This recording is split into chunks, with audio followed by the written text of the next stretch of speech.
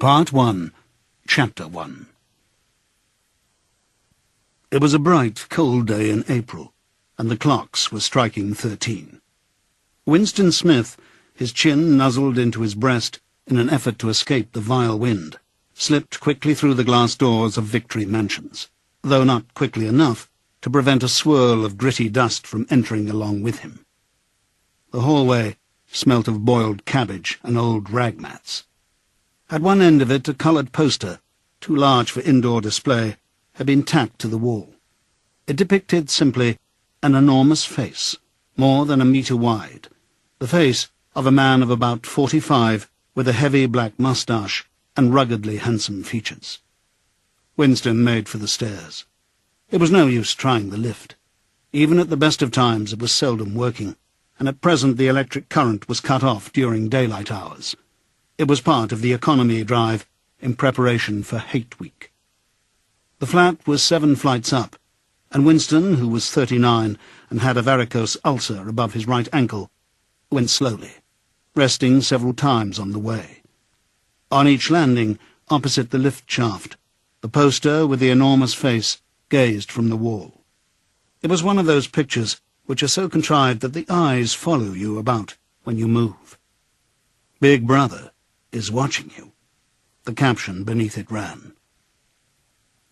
Inside the flat, a fruity voice was reading out a list of figures which had something to do with the production of pig iron. The voice came from an oblong metal plaque, like a dulled mirror, which formed part of the surface of the right-hand wall. Winston turned a switch, and the voice sank somewhat, though the words were still distinguishable. The instrument, the telescreen, it was called, could be dimmed, but there was no way of shutting it off completely. He moved over to the window.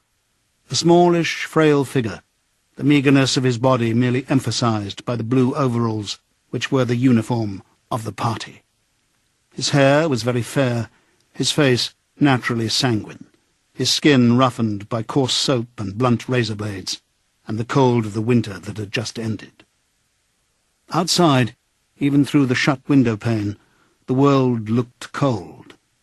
Down in the street, little eddies of wind were whirling dust and torn paper into spirals, and though the sun was shining and the sky a harsh blue, there seemed to be no colour in anything, except the posters that were plastered everywhere. The black mustachioed face gazed down from every commanding corner. There was one on the house front immediately opposite. "Big Brother is watching you," the caption said, while the dark eyes looked deep into Winston's own.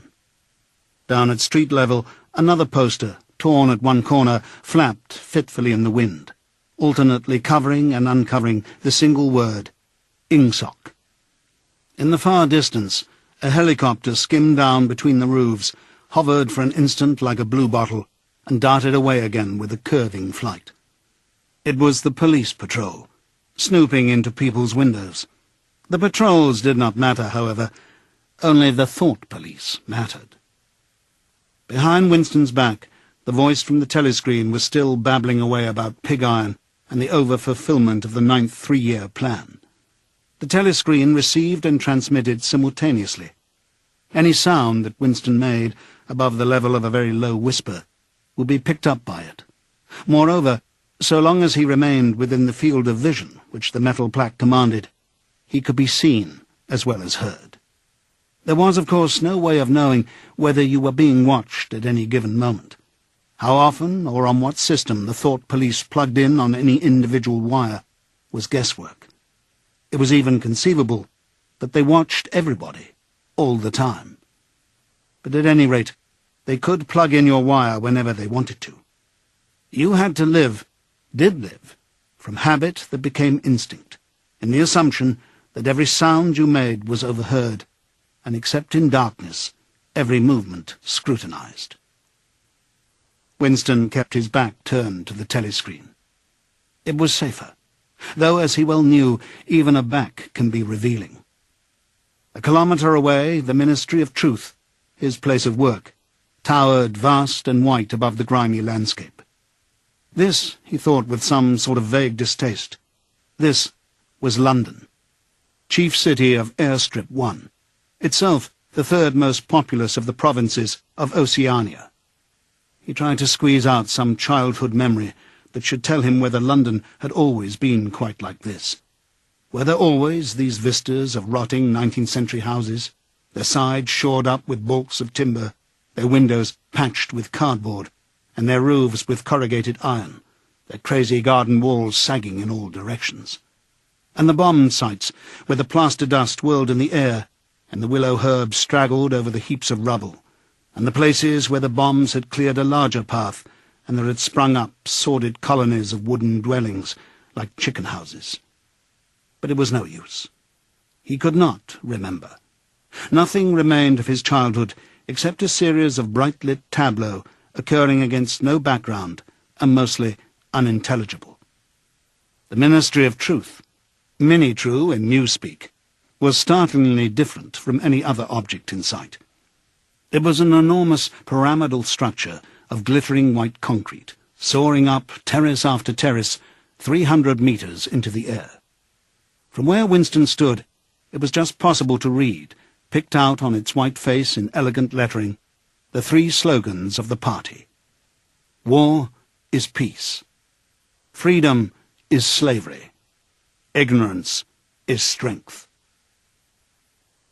The Ministry of Truth contained, it was said, 3,000 rooms above ground level and corresponding ramifications below. Scattered about London, there were just 3 other buildings of similar appearance and size.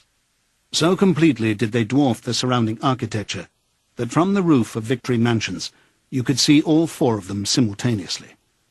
They were the homes of the 4 ministries between which the entire apparatus of government was divided. The Ministry of Truth, which concerned itself with news, entertainment, education, and the fine arts. The Ministry of Peace, which concerned itself with war. The Ministry of Love, which maintained law and order, and the Ministry of Plenty, which was responsible for economic affairs. Their names in Newspeak: Minitrue, Minipax, Minilove, and Miniplenty. The Ministry of Love was the really frightening one. There were no windows in it at all. Winston had never been inside the Ministry of Love, nor within half a kilometre of it. It was a place impossible to enter, except on official business, and then only by penetrating through a maze of barbed wire entanglements, steel doors, and hidden machine-gun nests. Even the streets leading up to its outer barriers were roamed by gorilla-faced guards in black uniforms, armed with jointed truncheons. Winston turned round abruptly. He had set his features into the expression of quiet optimism, which it was advisable to wear when facing the telescreen. He crossed the room into the tiny kitchen. By leaving the ministry at this time of day, he had sacrificed his lunch in the canteen, and he was aware that there was no food in the kitchen except a hunk of dark-coloured bread, which had got to be saved for tomorrow's breakfast. He took down from the shelf a bottle of colourless liquid with a plain white label marked Victory Gin. It gave off a sickly, oily smell, as of Chinese rice spirit. Winston poured out nearly a teacupful, nerved himself for a shock, and gulped it down like a dose of medicine. Instantly, his face turned scarlet, and the water ran out of his eyes. The stuff was like nitric acid, and moreover, in swallowing it, one had the sensation of being hit on the back of the head with a rubber club. The next moment, however, the burning in his belly died down, and the world began to look more cheerful. He took a cigarette from a crumpled pack marked Victory Cigarettes, and incautiously held it upright, whereupon the tobacco fell out onto the floor. With the next, he was more successful. He went back to the living room and sat down at a small table that stood to the left of the telescreen. From the table drawer, he took out a pen-holder, a bottle of ink, and a thick quarto-sized blank book with a red back and a marbled cover. For some reason, the telescreen in the living room was in an unusual position. Instead of being placed, as was normal, in the end wall, where it could command the whole room, it was in the longer wall opposite the window. To one side of it, there was a shallow alcove in which Winston was now sitting, and which, when the flats were built, had probably been intended to hold bookshelves. By sitting in the alcove, and keeping well back, Winston was able to remain outside the range of the telescreen, so far as sight went. He could be heard, of course, but so long as he stayed in his present position, he could not be seen. It was partly the unusual geography of the room that had suggested to him the thing that he was now about to do. It had also been suggested by the book that he had just taken out of the drawer. It was a peculiarly beautiful book. Its smooth, creamy paper, a little yellowed by age, was of a kind that had not been manufactured for at least 40 years past. He could guess, however, that the book was much older than that. He had seen it lying in the window of a frowsy little junk shop in a slummy quarter of the town, just what quarter he did not now remember, and had been stricken immediately by an overwhelming desire to possess it. Party members were supposed not to go into ordinary shops. Dealing on the free market, it was called. But the rule was not strictly kept, because there were various things, such as shoelaces and razor blades, which it was impossible to get hold of in any other way. He had given a quick glance up and down the street, and then had slipped inside and bought the book for $2.50. At the time, he was not conscious of wanting it for any particular purpose. He had carried it guiltily home in his briefcase. Even with nothing written in it, it was a compromising possession. The thing that he was about to do was to open a diary. This was not illegal. Nothing was illegal, since there were no longer any laws. But if detected, it was reasonably certain that it would be punished by death, or at least by 25 years in a forced labour camp. Winston fitted a nib into the penholder and sucked it to get the grease off. The pen was an archaic instrument, seldom used even for signatures, and he had procured one furtively, and with some difficulty, simply because of a feeling that the beautiful creamy paper deserved to be written on with a real nib, instead of being scratched with an ink pencil. Actually, he was not used to writing by hand. Apart from very short notes, it was usual to dictate everything into the speakwrite, which was, of course, impossible for his present purpose. He dipped the pen into the ink, and then faltered for just a second. A tremor had gone through his bowels. To mark the paper was the decisive act.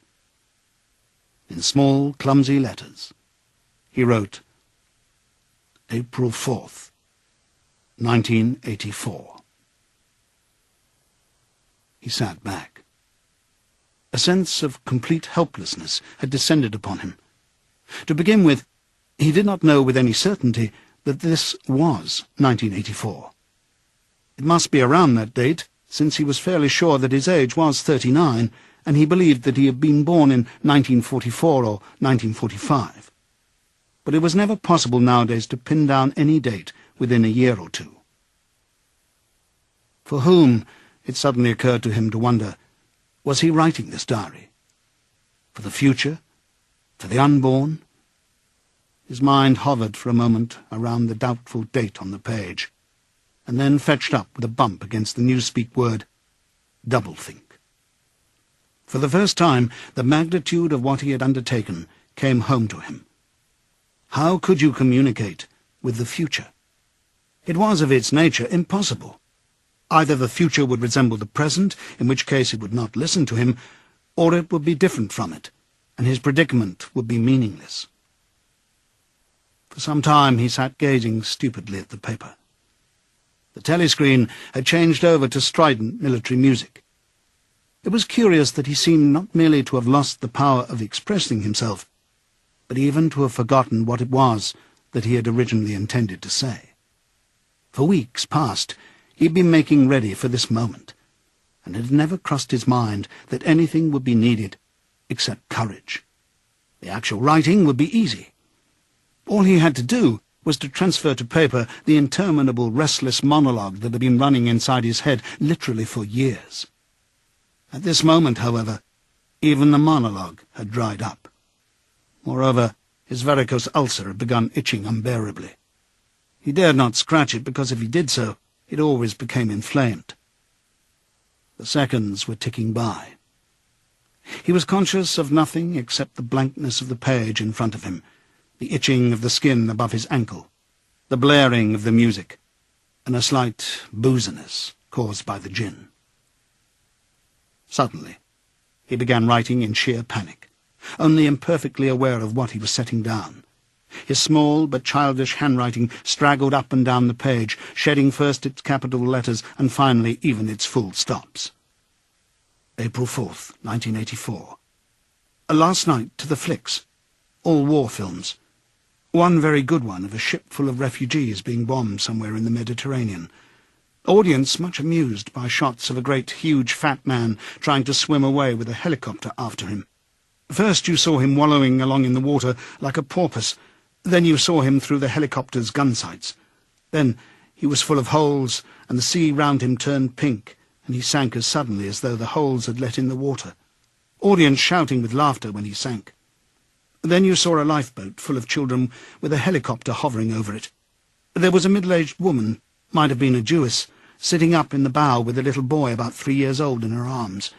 Little boy screaming with fright and hiding his head between her breasts as if he was trying to burrow right into her, and the woman putting her arms around him and comforting him, although she was blue with fright herself. All the time covering him up as much as possible, as if she thought her arms could keep the bullets off him. Then the helicopter planted a 20-kilo bomb in among them. Terrific flash, and the boat went all to matchwood. Then there was a wonderful shot of a child's arm going up, right up into the air. A helicopter with a camera in its nose must have followed it up, and there was a lot of applause from the party seats.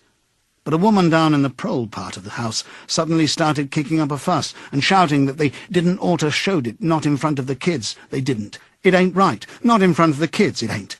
Until the police turned her out. I don't suppose anything happened to her. Nobody cares what the proles say. Typical prole reaction. They never... Winston stopped writing, partly because he was suffering from cramp. He did not know what had made him pour out this stream of rubbish. But the curious thing was that while he was doing so, a totally different memory had clarified itself in his mind, to the point where he almost felt equal to writing it down. It was, he now realized, because of this other incident, that he had suddenly decided to come home and begin the diary today. It had happened that morning at the ministry, if anything so nebulous could be said to happen. It was nearly 1100, and in the records department where Winston worked, they were dragging the chairs out of the cubicles and grouping them in the centre of the hall opposite the big telescreen, in preparation for the 2 minutes hate. Winston was just taking his place in one of the middle rows when two people whom he knew by sight, but had never spoken to, came unexpectedly into the room. One of them was a girl whom he often passed in the corridors. He did not know her name, but he knew that she worked in the fiction department.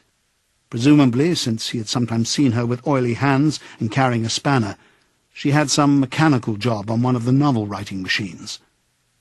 She was a bold-looking girl of about 27, with thick, dark hair, a freckled face, and swift, athletic movements.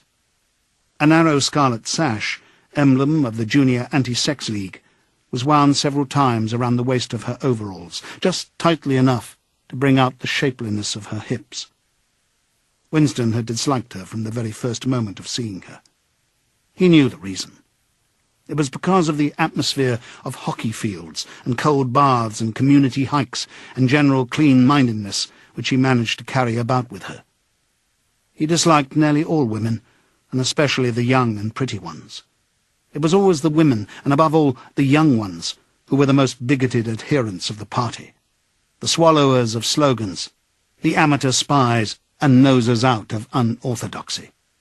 But this particular girl gave him the impression of being more dangerous than most.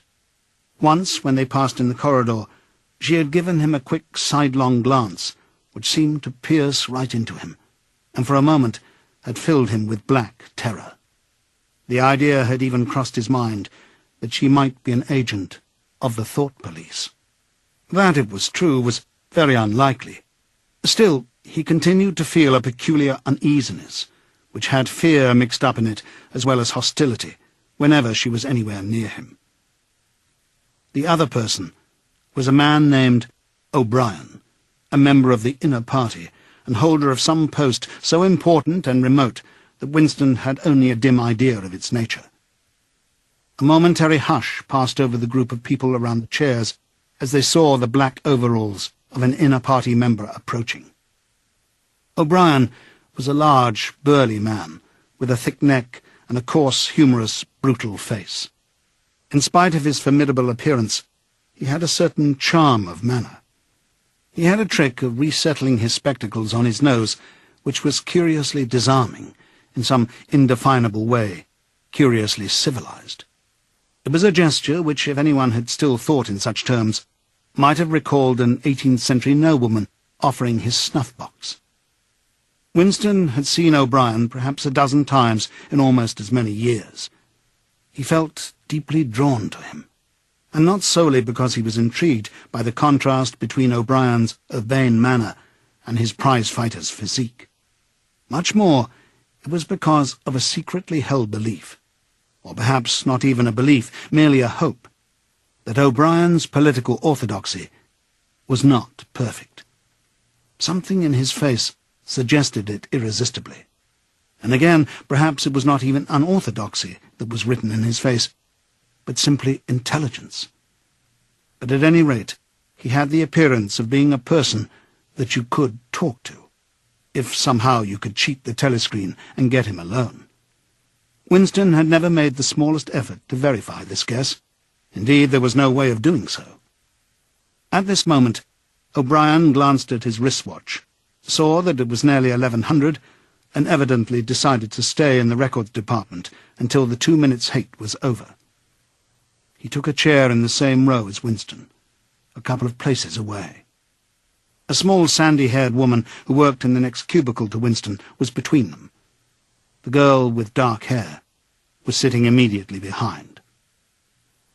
The next moment, a hideous, grinding screech, as of some monstrous machine running without oil, burst from the big telescreen at the end of the room.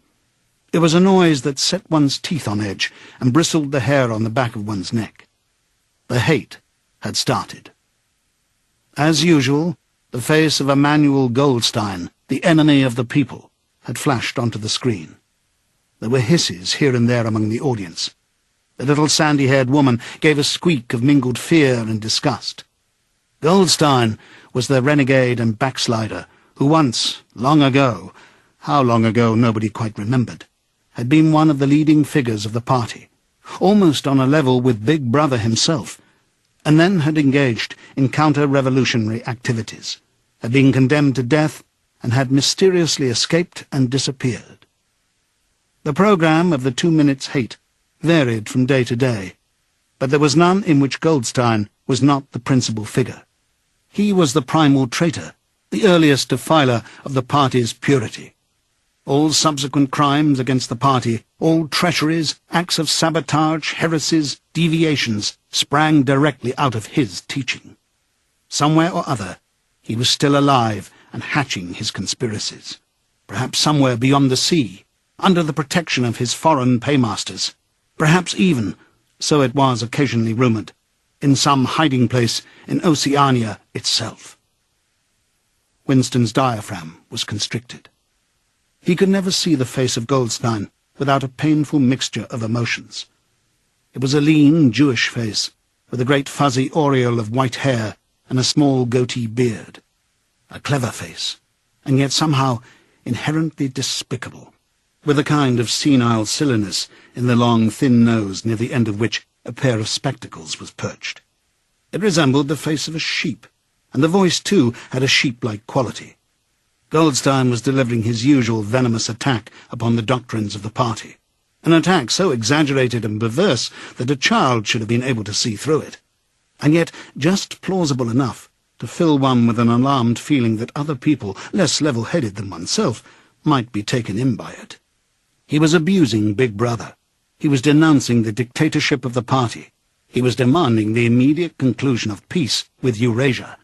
He was advocating freedom of speech, freedom of the press, freedom of assembly, freedom of thought. He was crying hysterically that the revolution had been betrayed, And all this in rapid polysyllabic speech, which was a sort of parody of the habitual style of the orators of the party, and even contained newspeak words, more newspeak words indeed than any party member would normally use in real life.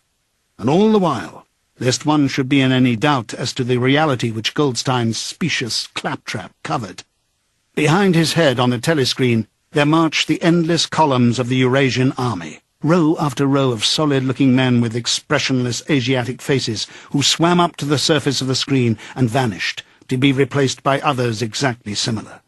The dull, rhythmic tramp of the soldiers' boots formed the background to Goldstein's bleating voice. Before the hate had proceeded for 30 seconds, uncontrollable exclamations of rage were breaking out from half the people in the room. The self-satisfied, sheep-like face on the screen and the terrifying power of the Eurasian army behind it were too much to be borne. Besides, the sight or even the thought of Goldstein produced fear and anger automatically. He was an object of hatred more constant than either Eurasia or Eastasia, since when Oceania was at war with one of these powers, it was generally at peace with the other. But what was strange was that although Goldstein was hated and despised by everybody, although every day and 1,000 times a day, on platforms, on the telescreen, in newspapers, in books, his theories were refuted, smashed, ridiculed, held up to the general gaze for the pitiful rubbish they were, in spite of all this, his influence never seemed to grow less. Always there were fresh dupes waiting to be seduced by him. A day never passed when spies and saboteurs acting under his directions were not unmasked by the thought police. He was the commander of a vast shadowy army, an underground network of conspirators dedicated to the overthrow of the state. The Brotherhood, its name was supposed to be. There were also whispered stories of a terrible book, a compendium of all the heresies of which Goldstein was the author and which circulated clandestinely here and there. It was a book without a title. People referred to it, if at all, simply as the book. But one knew of such things only through vague rumours. Neither the Brotherhood nor the book was a subject that any ordinary party member would mention if there was a way of avoiding it. In its second minute, the hate rose to a frenzy. People were leaping up and down in their places and shouting at the tops of their voices in an effort to drown the maddening, bleating voice that came from the screen. The little sandy-haired woman had turned bright pink, and her mouth was opening and shutting like that of a landed fish. Even O'Brien's heavy face was flushed. He was sitting very straight in his chair, his powerful chest swelling and quivering, as though he were standing up to the assault of a wave. The dark-haired girl behind Winston had begun crying out, "Swine! Swine! Swine!" And suddenly she picked up a heavy Newspeak dictionary and flung it at the screen. It struck Goldstein's nose and bounced off. The voice continued inexorably. In a lucid moment, Winston found that he was shouting with the others and kicking his heel violently against the rung of his chair. The horrible thing about the 2 minutes' hate was not that one was obliged to act a part, but that it was impossible to avoid joining in. Within 30 seconds any pretense was always unnecessary. A hideous ecstasy of fear and vindictiveness, a desire to kill, to torture, to smash faces in with a sledgehammer, seemed to flow through the whole group of people like an electric current, turning one even against one's will into a grimacing, screaming lunatic. And yet the rage that one felt was an abstract, undirected emotion which could be switched from one object to another like the flame of a blow-lamp. Thus, at one moment, Winston's hatred was not turned against Goldstein at all, but on the contrary, against Big Brother, the party, and the thought police. And at such moments his heart went out to the lonely, derided heretic on the screen, sole guardian of truth and sanity in a world of lies. And yet, the very next instant, he was at one with the people about him, and all that was said of Goldstein seemed to him to be true. At those moments, his secret loathing of Big Brother changed into adoration, and Big Brother seemed to tower up an invincible, fearless protector, standing like a rock against the hordes of Asia. And Goldstein, in spite of his isolation, his helplessness, and the doubt that hung about his very existence, seemed like some sinister enchanter, capable by the mere power of his voice of wrecking the structure of civilization. It was even possible at moments to switch one's hatred this way or that by a voluntary act. Suddenly, by the sort of violent effort with which one wrenches one's head away from the pillow in a nightmare, Winston succeeded in transferring his hatred from the face on the screen to the dark-haired girl behind him. Vivid, beautiful hallucinations flashed through his mind. He would flog her to death with a rubber truncheon. He would tie her naked to a stake and shoot her full of arrows like Saint Sebastian. He would ravish her and cut her throat at the moment of climax. Better than before, moreover, he realized why it was that he hated her. He hated her because she was young and pretty and sexless, because he wanted to go to bed with her and would never do so, because round her sweet, supple waist, which seemed to ask you to encircle it with your arm, there was only the odious scarlet sash, aggressive symbol of chastity. The hate rose to its climax. The voice of Goldstein had become an actual sheep's bleat, and for an instant the face changed into that of a sheep. Then the sheep face melted into the figure of a Eurasian soldier who seemed to be advancing. Huge and terrible, his submachine gun roaring and seeming to spring out of the surface of the screen so that some of the people in the front row actually flinched backwards in their seats. And in the same moment, drawing a deep sigh of relief from everybody, the hostile figure melted into the face of Big Brother, black-haired, black-mustachioed, full of power and mysterious calm, and so vast that it almost filled up the screen. Nobody heard what Big Brother was saying. It was merely a few words of encouragement, the sort of words that are uttered in the din of battle, not distinguishable individually, but restoring confidence by the fact of being spoken. Then the face of Big Brother faded away again, and instead the three slogans of the party stood out in bold capitals. War is peace. Freedom is slavery. Ignorance is strength. But the face of Big Brother seemed to persist for several seconds on the screen, as though the impact that it had made on everyone's eyeballs were too vivid to wear off immediately. The little sandy-haired woman had flung herself forward over the back of the chair in front of her. With a tremulous murmur that sounded like, "My Saviour," she extended her arms toward the screen. Then she buried her face in her hands. It was apparent that she was uttering a prayer. At this moment, the entire group of people broke into a deep, slow, rhythmical chant of B, B, B, B, B, B, over and over again, very slowly, with a long pause between the first B and the second, a heavy, murmurous sound, somehow curiously savage, in the background of which one seemed to hear the stamp of naked feet and the throbbing of tom-toms. For perhaps as much as 30 seconds they kept it up. It was a refrain that was often heard in the moments of overwhelming emotion. Partly it was a sort of hymn to the wisdom and majesty of Big Brother. But still more, it was an act of self-hypnosis, a deliberate drowning of consciousness by means of rhythmic noise. Winston's entrails seemed to grow cold. In the 2 minutes' hate, he could not help sharing in the general delirium, but this subhuman chanting of B, B, B, B, always filled him with horror. Of course, he chanted with the rest. It was impossible to do otherwise. To dissemble your feelings, to control your face, to do what everyone else was doing, was an instinctive reaction. But there was a space of a couple of seconds during which the expression in his eyes might conceivably have betrayed him, and it was exactly at this moment that the significant thing happened, if indeed it did happen. Momentarily, he caught O'Brien's eye. O'Brien had stood up. He had taken off his spectacles and was in the act of resettling them on his nose with his characteristic gesture. But there was a fraction of a second when their eyes met, and for as long as it took to happen, Winston knew, yes, he knew, that O'Brien was thinking the same thing as himself. An unmistakable message had passed. It was as though their two minds had opened, and the thoughts were flowing from one into the other through their eyes. "I am with you," O'Brien seemed to be saying. I know precisely what you are feeling. I know all about your contempt, your hatred, your disgust. But don't worry. I am on your side." And then the flash of intelligence was gone, and O'Brien's face was as inscrutable as everybody else's. That was all. And he was already uncertain whether it had happened. Such incidents never had any sequel.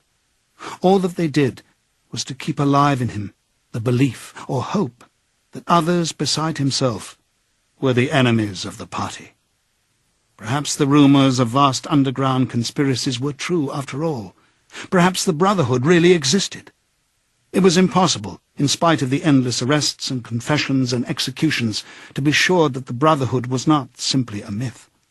Some days he believed in it, some days not. There was no evidence. Only fleeting glimpses that might mean anything or nothing, snatches of overheard conversation, faint scribbles on lavatory walls. Once even, when two strangers met, a small movement of the hands, which had looked as though it might be a signal of recognition. It was all guesswork. Very likely he had imagined everything. He had gone back to his cubicle without looking at O'Brien again. The idea of following up their momentary contact hardly crossed his mind. It would have been inconceivably dangerous, even if he had known how to set about doing it. For a second, 2 seconds, they had exchanged an equivocal glance, and that was the end of the story. But even that was a memorable event in the locked loneliness in which one had to live. Winston roused himself and sat up straighter. He let out a belch. The gin was rising from his stomach. His eyes refocused on the page. He discovered that while he sat helplessly musing, he had also been writing, as though by automatic action. It was no longer the same cramped, awkward handwriting as before. His pen had slid voluptuously over the smooth paper, printing in large, neat capitals, "Down with Big Brother. Down with Big Brother. Down with Big Brother. Down with Big Brother. Down with Big Brother." Over and over again, filling half a page. He could not help feeling a twinge of panic.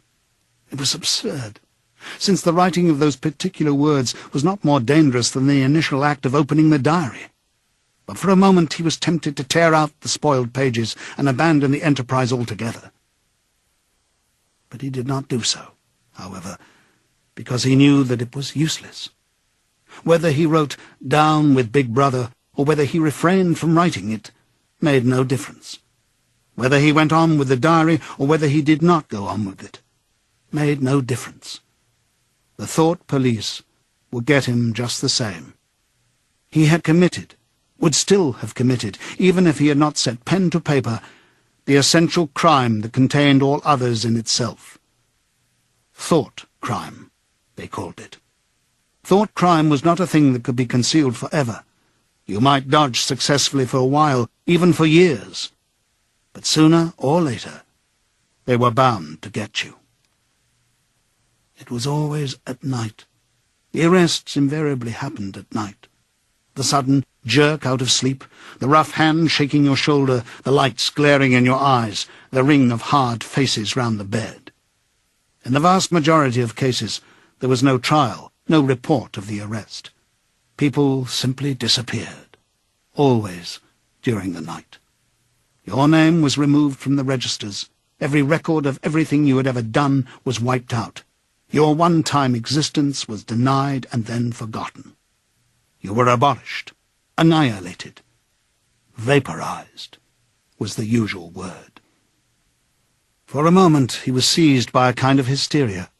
He began writing in a hurried, untidy scrawl. "They'll shoot me. I don't care. They'll shoot me in the back of the neck. I don't care. Down with Big Brother. They always shoot you in the back of the neck. I don't care. Down with Big Brother." He sat back in his chair, slightly ashamed of himself, and laid down his pen. The next moment he started violently. There was a knocking at his door. Already? He sat as still as a mouse, in the futile hope that whoever it was might go away after a single attempt. But no, the knocking was repeated. The worst thing of all would be to delay. His heart was thumping like a drum, but his face, from long habit, was probably expressionless. He got up and moved heavily toward the door.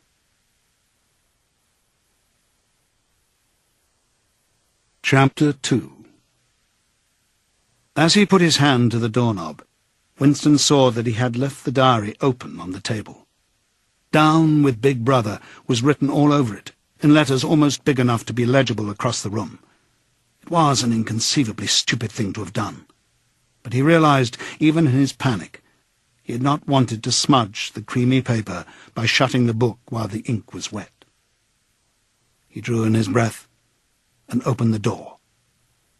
Instantly, a warm wave of relief flowed through him. A colourless, crushed-looking woman with wispy hair and a lined face was standing outside. "Oh, comrade," she began in a dreary, whining sort of voice. "I thought I heard you come in. Do you think you could come across and have a look at our kitchen sink? It's got blocked up, and—" It was Mrs. Parsons, the wife of a neighbour on the same floor. Mrs. was a word somewhat discountenanced by the party. You were supposed to call everyone comrade, but with some women one used it instinctively. She was a woman of about 30, but looking much older. One had the impression that there was dust in the creases of her face. Winston followed her down the passage. These amateur repair jobs were an almost daily irritation.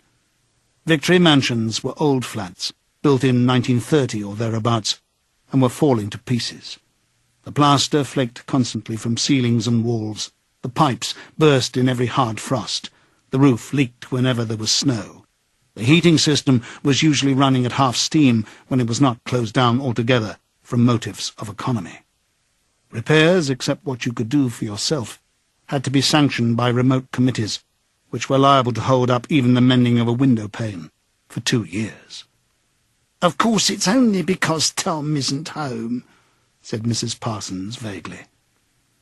The Parsons flat was bigger than Winston's, and dingy in a different way. Everything had a battered, trampled-on look, as though the place had just been visited by some large, violent animal. Games, impedimenta, hockey sticks, boxing gloves, a burst football, a pair of sweaty shorts turned inside out, lay all over the floor, and on the table there was a litter of dirty dishes and dog-eared exercise books. On the walls were scarlet banners of the Youth League and the Spies, and a full-sized poster of Big Brother. There was the usual boiled cabbage smell, common to the whole building, but it was shot through by a sharper reek of sweat, which, one knew this at the first sniff, though it was hard to say how, was the sweat of some person not present at the moment. In another room, someone with a comb and a piece of toilet paper was trying to keep tune with the military music, which was still issuing from the telescreen. "It's the children," said Mrs. Parsons, casting a half-apprehensive glance at the door. "They haven't been out today. And, of course—" She had a habit of breaking off her sentences in the middle. The kitchen sink was full nearly to the brim with filthy greenish water, which smelt worse than ever of cabbage. Winston knelt down and examined the angle joint of the pipe. He hated using his hands, and he hated bending down, which was always liable to start him coughing. Mrs. Parsons looked on helplessly. "Of course, if Tom was home, he'd put it right in a moment," she said. "He loves anything like that. He's ever so good with his hands, Tom is." Parsons was Winston's fellow employee at the Ministry of Truth. He was a fattish but active man, of paralyzing stupidity, a mass of imbecile enthusiasms, one of those completely unquestioning, devoted drudges on whom, more even than on the thought police, the stability of the party depended. At 35, he had just been unwillingly evicted from the Youth League, and before graduating into the Youth League, he had managed to stay on in the Spies for a year beyond the statutory age. At the Ministry, he was employed in some subordinate post for which intelligence was not required. But on the other hand, he was a leading figure on the Sports Committee, and all the other committees engaged in organising community hikes, spontaneous demonstrations, saving campaigns, and voluntary activities generally. He would inform you with quiet pride, between whiffs of his pipe, that he had put in an appearance at the community centre every evening for the past 4 years. An overpowering smell of sweat, a sort of unconscious testimony to the strenuousness of his life, followed him about wherever he went, and even remained behind him after he had gone. "Have you got a spanner?" said Winston, fiddling with the nut on the angle joint. "A spanner?" said Mrs. Parsons, immediately becoming invertebrate. "I don't know, I'm sure. Perhaps the children—" There was a trampling of boots and another blast on the comb as the children charged into the living room. Mrs. Parsons brought the spanner. Winston let out the water and disgustedly removed the clot of human hair that had blocked up the pipe. He cleaned his fingers as best he could in the cold water from the tap, and went back into the other room. "Up with your hands!" yelled a savage voice. A handsome, tough-looking boy of 9 had popped up from behind the table and was menacing him with a toy automatic pistol, while his small sister, about 2 years younger, made the same gesture with a fragment of wood. Both of them were dressed in the blue shorts, grey shirts, and red neckerchiefs, which were the uniform of the spies. Winston raised his hands above his head, but with an uneasy feeling, so vicious was the boy's demeanour, that it was not altogether a game. "You're a traitor!" yelled the boy. "You're a thought criminal! You're an Eurasian spy! I'll shoot you! I'll vaporize you! I'll send you to the salt mines!" Suddenly they were both leaping around him, shouting, "Traitor!" and "Thought criminal!" and the little girl imitating her brother in every movement. It was somehow slightly frightening, like the gambling of tiger cubs, which will soon grow up into man-eaters. There was a sort of calculating ferocity in the boy's eye, a quite evident desire to hit or kick Winston, and a consciousness of being very nearly big enough to do so. It was a good job it was not a real pistol he was holding, Winston thought. Mrs. Parsons' eyes flitted nervously from Winston to the children and back again. In the better light of the living room, he noticed with interest that there actually was dust in the creases of her face. "They do get so noisy," she said. "They're disappointed because they couldn't go to see the hanging. That's what it is. I'm too busy to take them, and Tom won't be back from work in time." "Why can't we go and see the hanging?" roared the boy in his huge voice. "I'm to see the hanging! Want to see the hanging!" chanted the little girls, still capering round. Some Eurasian prisoners, guilty of war crimes, were to be hanged in the park that evening, Winston remembered. This happened about once a month, and was a popular spectacle. Children always clamoured to be taken to see it. He took his leave of Mrs. Parsons and made for the door. But he had not gone 6 steps down the passage when something hit the back of his neck, an agonizingly painful blow. It was as though a red-hot wire had been jabbed into him. He spun round, just in time to see Mrs. Parsons dragging her son back into the doorway, while the boy pocketed a catapult. "Goldstein!" bellowed the boy as the door closed on him. But what most struck Winston was the look of helpless fright on the woman's greyish face. Back in the flat, he stepped quickly past the telescreen and sat down at the table again, still rubbing his neck. The music from the telescreen had stopped. Instead, a clipped military voice was reading out, with a sort of brutal relish, a description of the armaments of the new floating fortress which had just been anchored between Iceland and the Faroe Islands. With those children, he thought, that wretched woman must lead a life of terror. Another year, 2 years, and they would be watching her, night and day, for symptoms of unorthodoxy. Nearly all children nowadays were horrible. What was the worst of all was that by means of such organizations as the spies, they were systematically turned into ungovernable little savages. And yet this produced in them no tendency whatever to rebel against the discipline of the party. On the contrary, they adored the party and everything connected with it. The songs, the processions, the banners, the hiking, the drilling with dummy rifles, the yelling of slogans, the worship, of Big Brother. It was all a sort of glorious game to them. All their ferocity was turned outwards, against the enemies of the state, against foreigners, traitors, saboteurs, thought criminals. It was almost normal for people over 30 to be frightened of their own children, and with good reason. For hardly a week passed in which the Times did not carry a paragraph describing how some eavesdropping little sneak, child hero was the phrase generally used, had overheard some compromising remark and denounced his parents to the thought police. The sting of the catapult bullet had worn off. He picked up his pen half-heartedly, wondering whether he could find something more to write in the diary. Suddenly, he began thinking of O'Brien again. Years ago, how long was it? 7 years, it must be.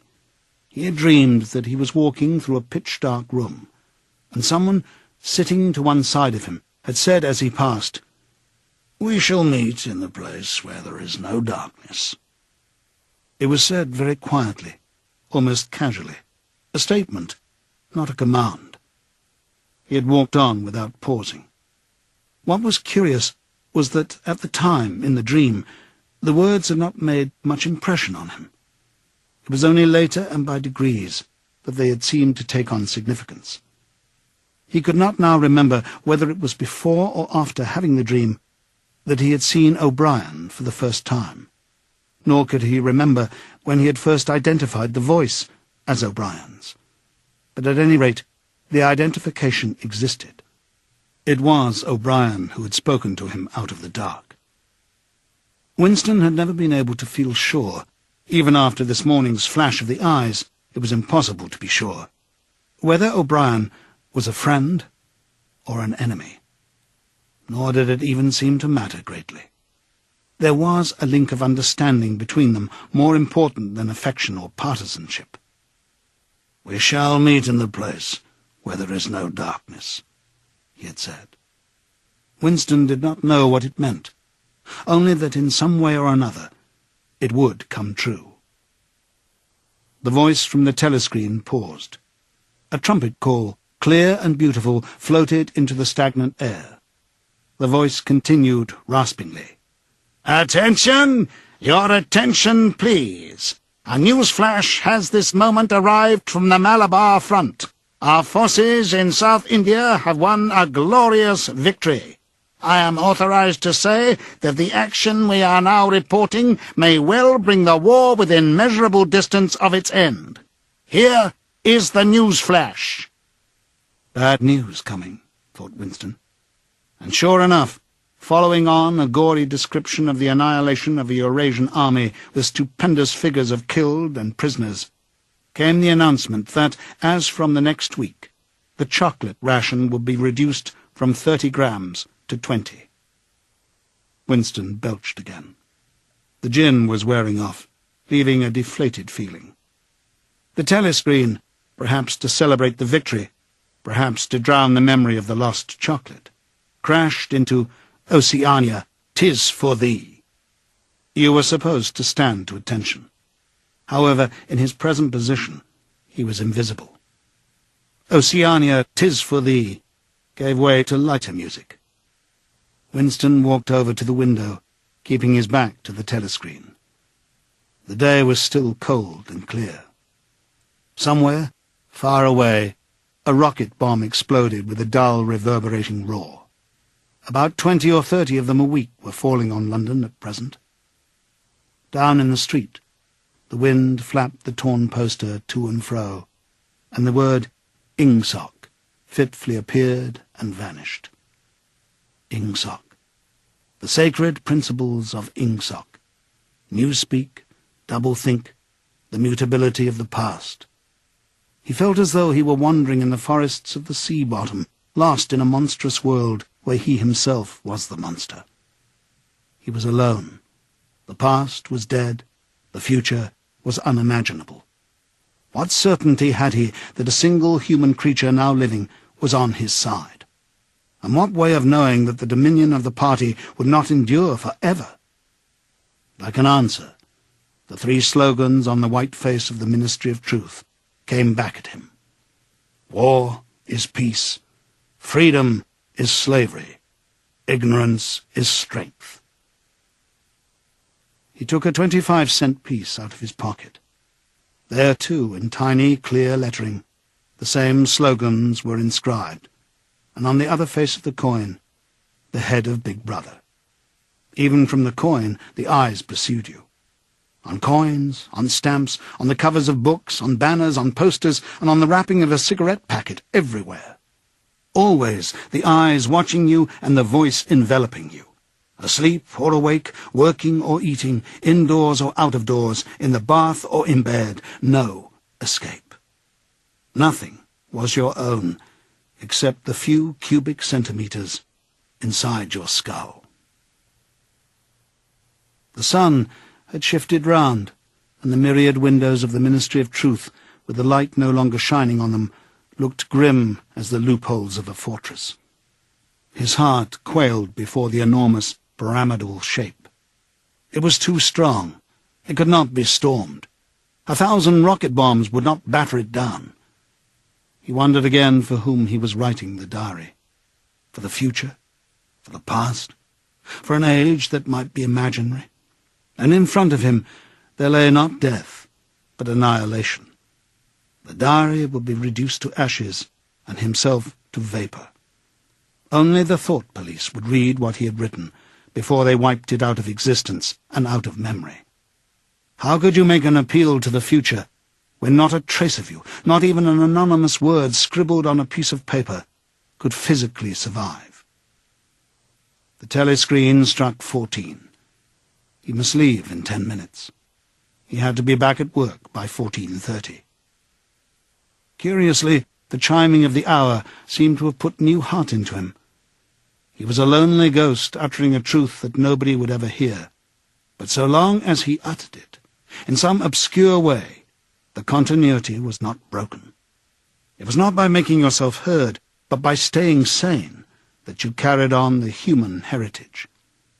He went back to the table, dipped his pen, and wrote, "To the future, or to the past, to a time when thought is free, when men are different from one another and do not live alone, to a time when truth exists and what is done cannot be undone.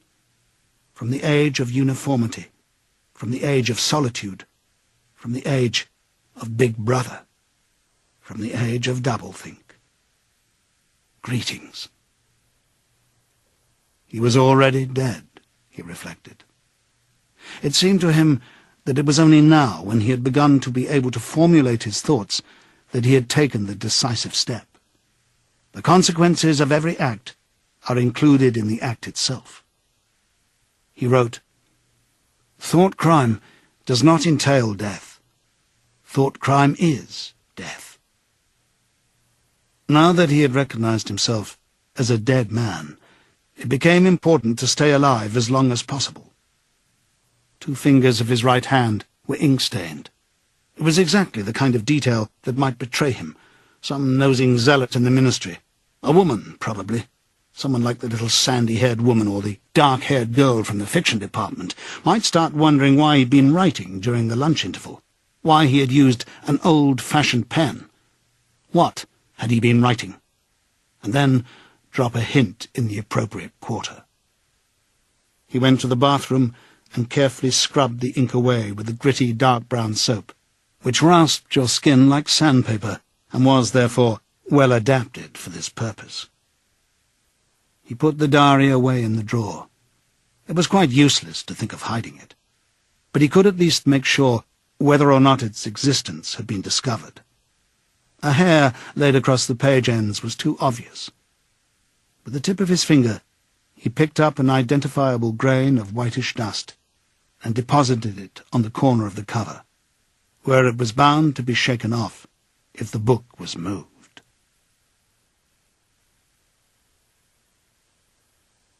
Chapter 3. Winston was dreaming of his mother. He must, he thought, have been 10 or 11 years old when his mother had disappeared. She was a tall, statuesque, rather silent woman, with slow movements and magnificent fair hair. His father he remembered more vaguely as dark and thin, Dressed always in neat, dark clothes, Winston remembered especially the very thin soles of his father's shoes, and wearing spectacles. The two of them must evidently have been swallowed up in one of the first great purges of the 50s. At that moment, his mother was sitting in some place deep down beneath him, with his young sister in her arms. He didn't remember his sister at all, except as a tiny, feeble baby, always silent, with large, watchful eyes. Both of them were looking up at him. They were down in some subterranean place, the bottom of a well, for instance, or a very deep grave. But it was a place which, already far below him, was itself moving downwards. They were in the saloon of a sinking ship, looking up at him through the darkening water. There was still air in the saloon. They could still see him, and he them. But all the while they were sinking down, down into the green waters, which in another moment must hide them from sight forever. He was out in the light and the air, while they were being sucked down to death. And they were down there because he was up here. He knew it, and they knew it, and he could see the knowledge in their faces. There was no reproach either in their faces or in their hearts, only the knowledge that they must die in order that he might remain alive, and that this was part of the unavoidable order of things. He could not remember what had happened, but he knew in his dream that in some way the lives of his mother and his sister had been sacrificed to his own. It was one of those dreams which, while retaining the characteristic dream scenery, are a continuation of one's intellectual life, and in which one becomes aware of facts and ideas which still seem new and valuable after one is awake. The thing that now suddenly struck Winston was that his mother's death, nearly 30 years ago, had been tragic and sorrowful in a way that was no longer possible. Tragedy, he perceived, belonged to the ancient time, to a time when there was still privacy, love, and friendship, and when the members of a family stood by one another without needing to know the reason. His mother's memory tore at his heart, because she had died loving him, when he was too young and selfish to love her in return, and because somehow he did not remember how she had sacrificed herself to a conception of loyalty that was private and unalterable.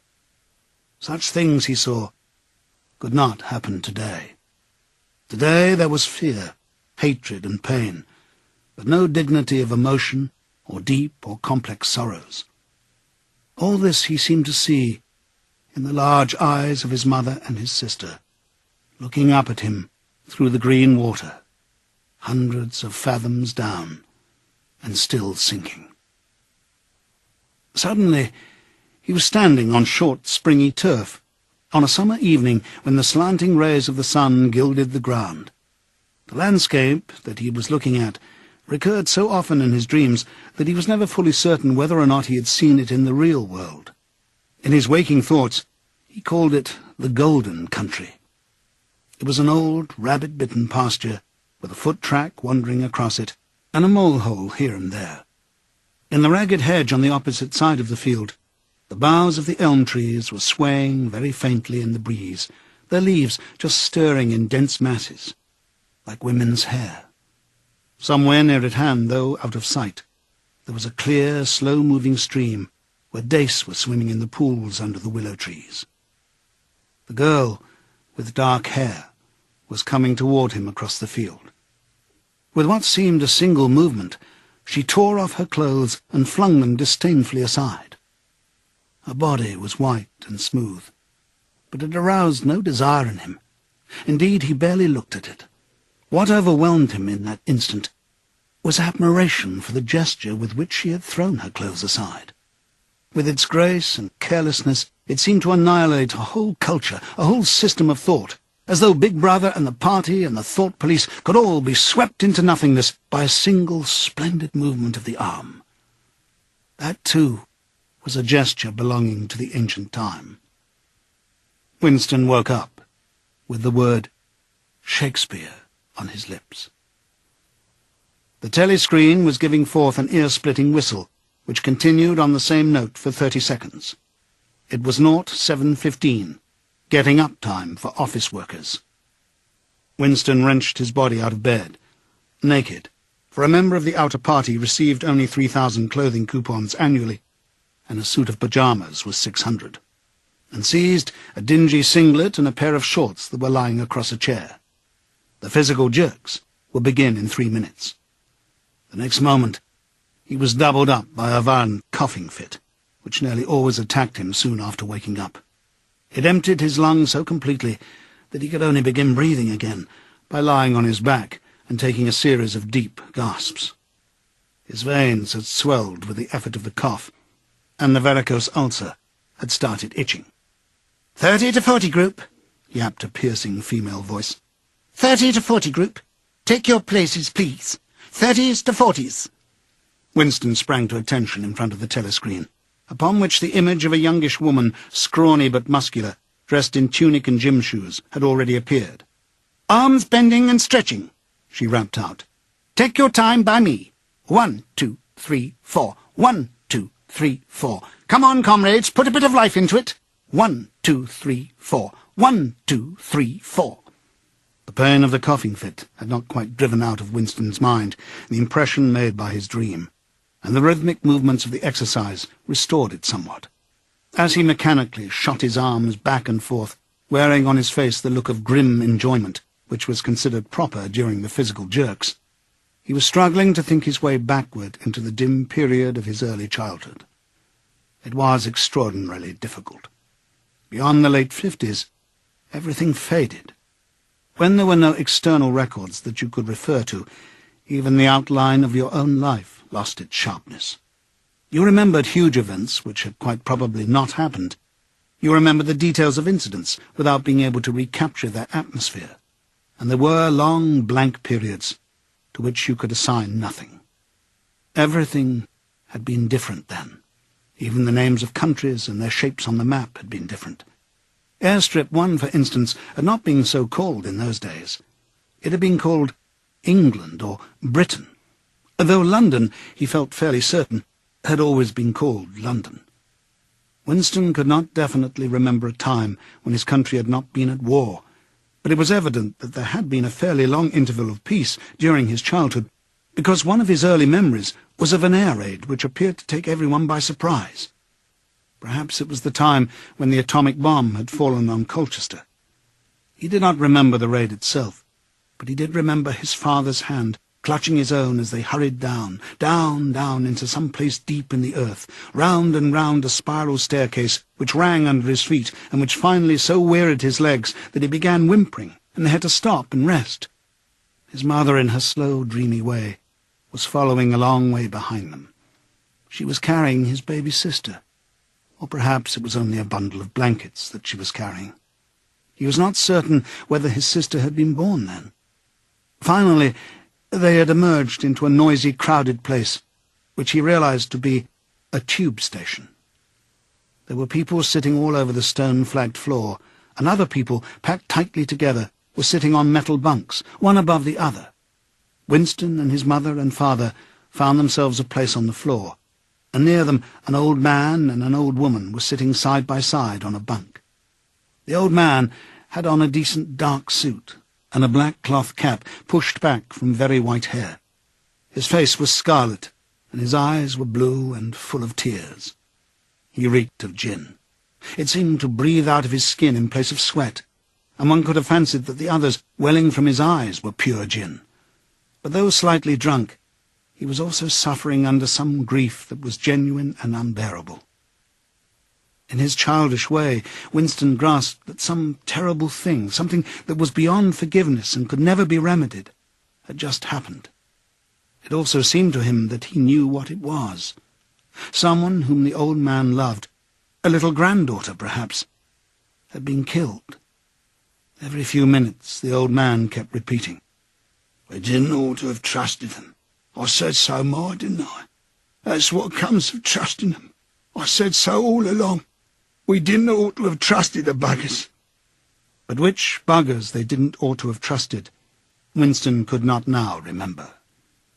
Since about that time, war had been literally continuous, though, strictly speaking, It had not always been the same war. For several months during his childhood, there had been confused street fighting in London itself, some of which he remembered vividly. But to trace out the history of the whole period, to say who was fighting whom at any given moment, would have been utterly impossible, since no written record and no spoken word ever made mention of any other alignment than the existing one. At this moment, for example, in 1984, if it was 1984, Oceania was at war with Eurasia and in alliance with Eastasia. In no public or private utterance was it ever admitted that the three powers had at any time been grouped along different lines. Actually, as Winston well knew, it was only 4 years since Oceania had been at war with Eastasia and in alliance with Eurasia. But that was merely a piece of furtive knowledge which he happened to possess because his memory was not satisfactorily under control. Officially, the change of partners had never happened. Oceania was at war with Eurasia. Therefore, Oceania had always been at war with Eurasia. The enemy of the moment always represented absolute evil, and it followed that any past or future agreement with him was impossible. The frightening thing, he reflected, for the 10,000th time as he forced his shoulders painfully backward. With hands on hips, they were gyrating their bodies from the waist, an exercise that was supposed to be good for the back muscles. The frightening thing was that it might all be true. If the party could thrust its hand into the past and say of this or that event, it never happened, that surely was more terrifying than mere torture and death. The party said that Oceania had never been in alliance with Eurasia. He, Winston Smith, knew that Oceania had been in alliance with Eurasia, as short a time as 4 years ago. But where did that knowledge exist? Only in his own consciousness, which in any case must soon be annihilated. And if all others accepted the lie which the party imposed, if all records told the same tale, then the lie passed into history and became truth. Who controls the past, ran the party slogan, controls the future. Who controls the present, controls the past. And yet the past, though of its nature alterable, never had been altered. Whatever was true now was true from everlasting to everlasting. It was quite simple. All that was needed was an unending series of victories over your own memory. Reality control, they called it in Newspeak. Doublethink. "Stand easy," barked the instructress, a little more genially. Winston sank his arms to his sides and slowly refilled his lungs with air. His mind slid away into the labyrinthine world of doublethink. To know and not to know, to be conscious of complete truthfulness while telling carefully constructed lies, to hold simultaneously two opinions which cancelled out, knowing them to be contradictory and believing in both of them, to use logic against logic, to repudiate morality while laying claim to it, to believe that democracy was impossible and that the party was the guardian of democracy, to forget whatever it was necessary to forget, then to draw it back into memory again at the moment when it was needed, and then promptly to forget it again, and above all, to apply the same process to the process itself. That was the ultimate subtlety. Consciously to induce unconsciousness, and then once again to become unconscious of the act of hypnosis you had just performed.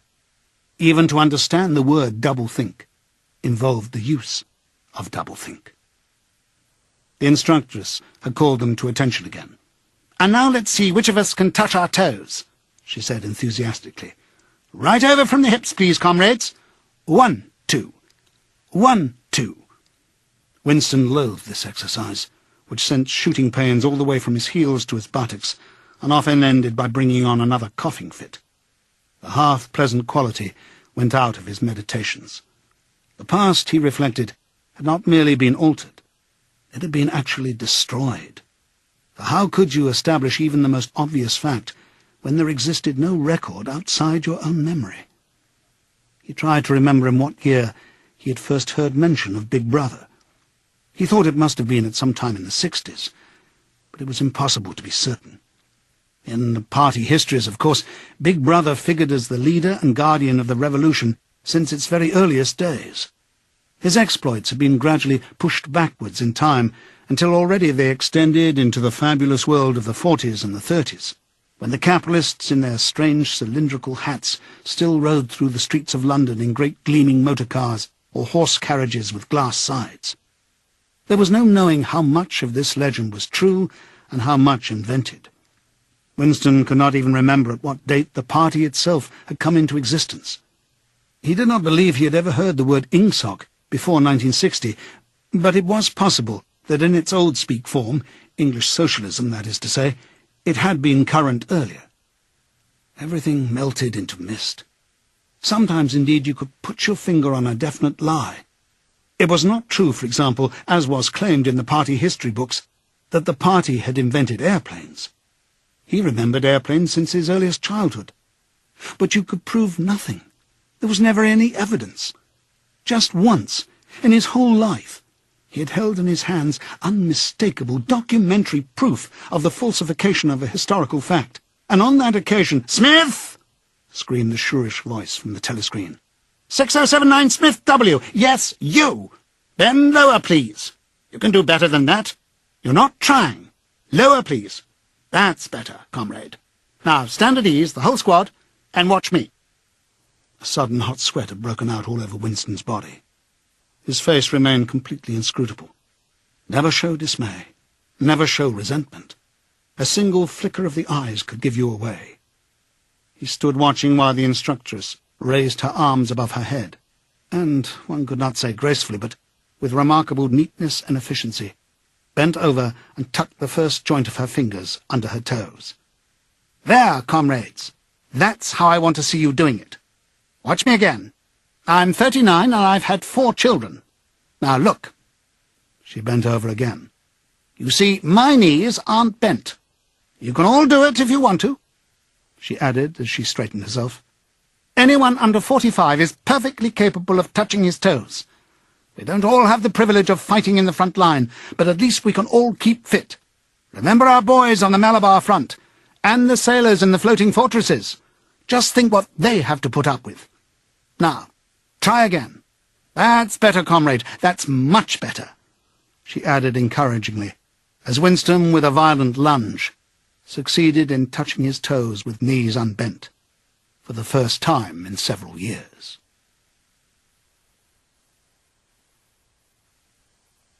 Chapter 4.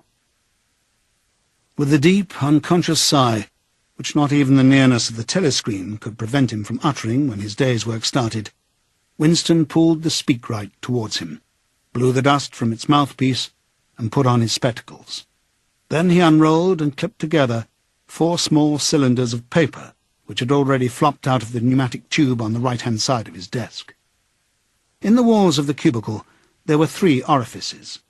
To the right of the speakwrite, a small pneumatic tube for written messages. To the left, a larger one for newspapers. And in the side wall, within easy reach of Winston's arm, a large oblong slit, protected by a wire grating. This last was for the disposal of waste paper. Similar slits existed in thousands or tens of thousands throughout the building, not only in every room, but at short intervals in every corridor. For some reason, they were nicknamed memory holes. When one knew that any document was due for destruction, or even when one saw a scrap of waste paper lying about, it was an automatic action to lift the flap of the nearest memory hole and drop it in, whereupon it would be whirled away on a current of warm air to the enormous furnaces which were hidden somewhere in the recesses of the building. Winston examined the 4 slips of paper which he had unrolled. Each contained a message of only 1 or 2 lines in the abbreviated jargon, not actually newspeak, but consisting largely of newspeak words, which was used in the Ministry for internal purposes. They ran, Times, 17.3.84, BB speech, mal-reported, Africa, rectify. Times, 19.12.83, forecasts 3YP, 4th quarter, 83 misprints, verify current issue. Times 14.2.84, Mini Plenty, mal-quoted, chocolate, rectify. Times 3.12.83, reporting BB day order, double plus ungood, refs unpersons, rewrite, full-wise upsub, anti-filing. With a faint feeling of satisfaction, Winston laid the fourth message aside.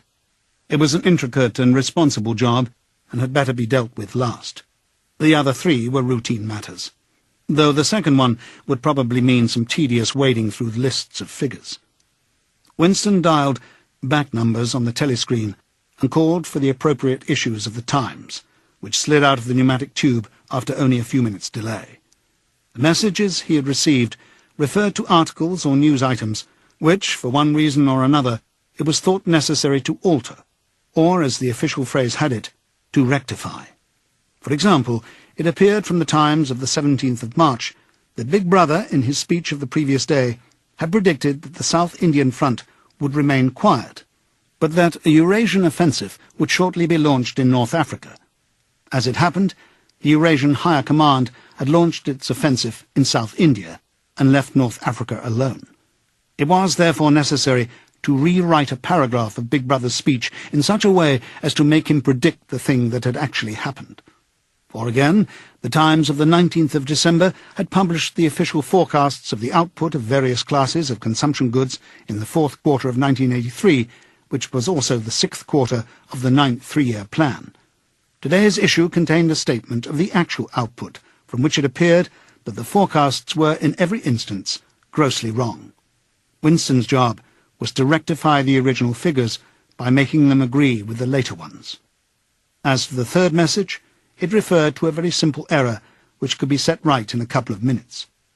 As short a time ago as February, the Ministry of Plenty had issued a promise, a categorical pledge were the official words, that there would be no reduction of the chocolate ration during 1984.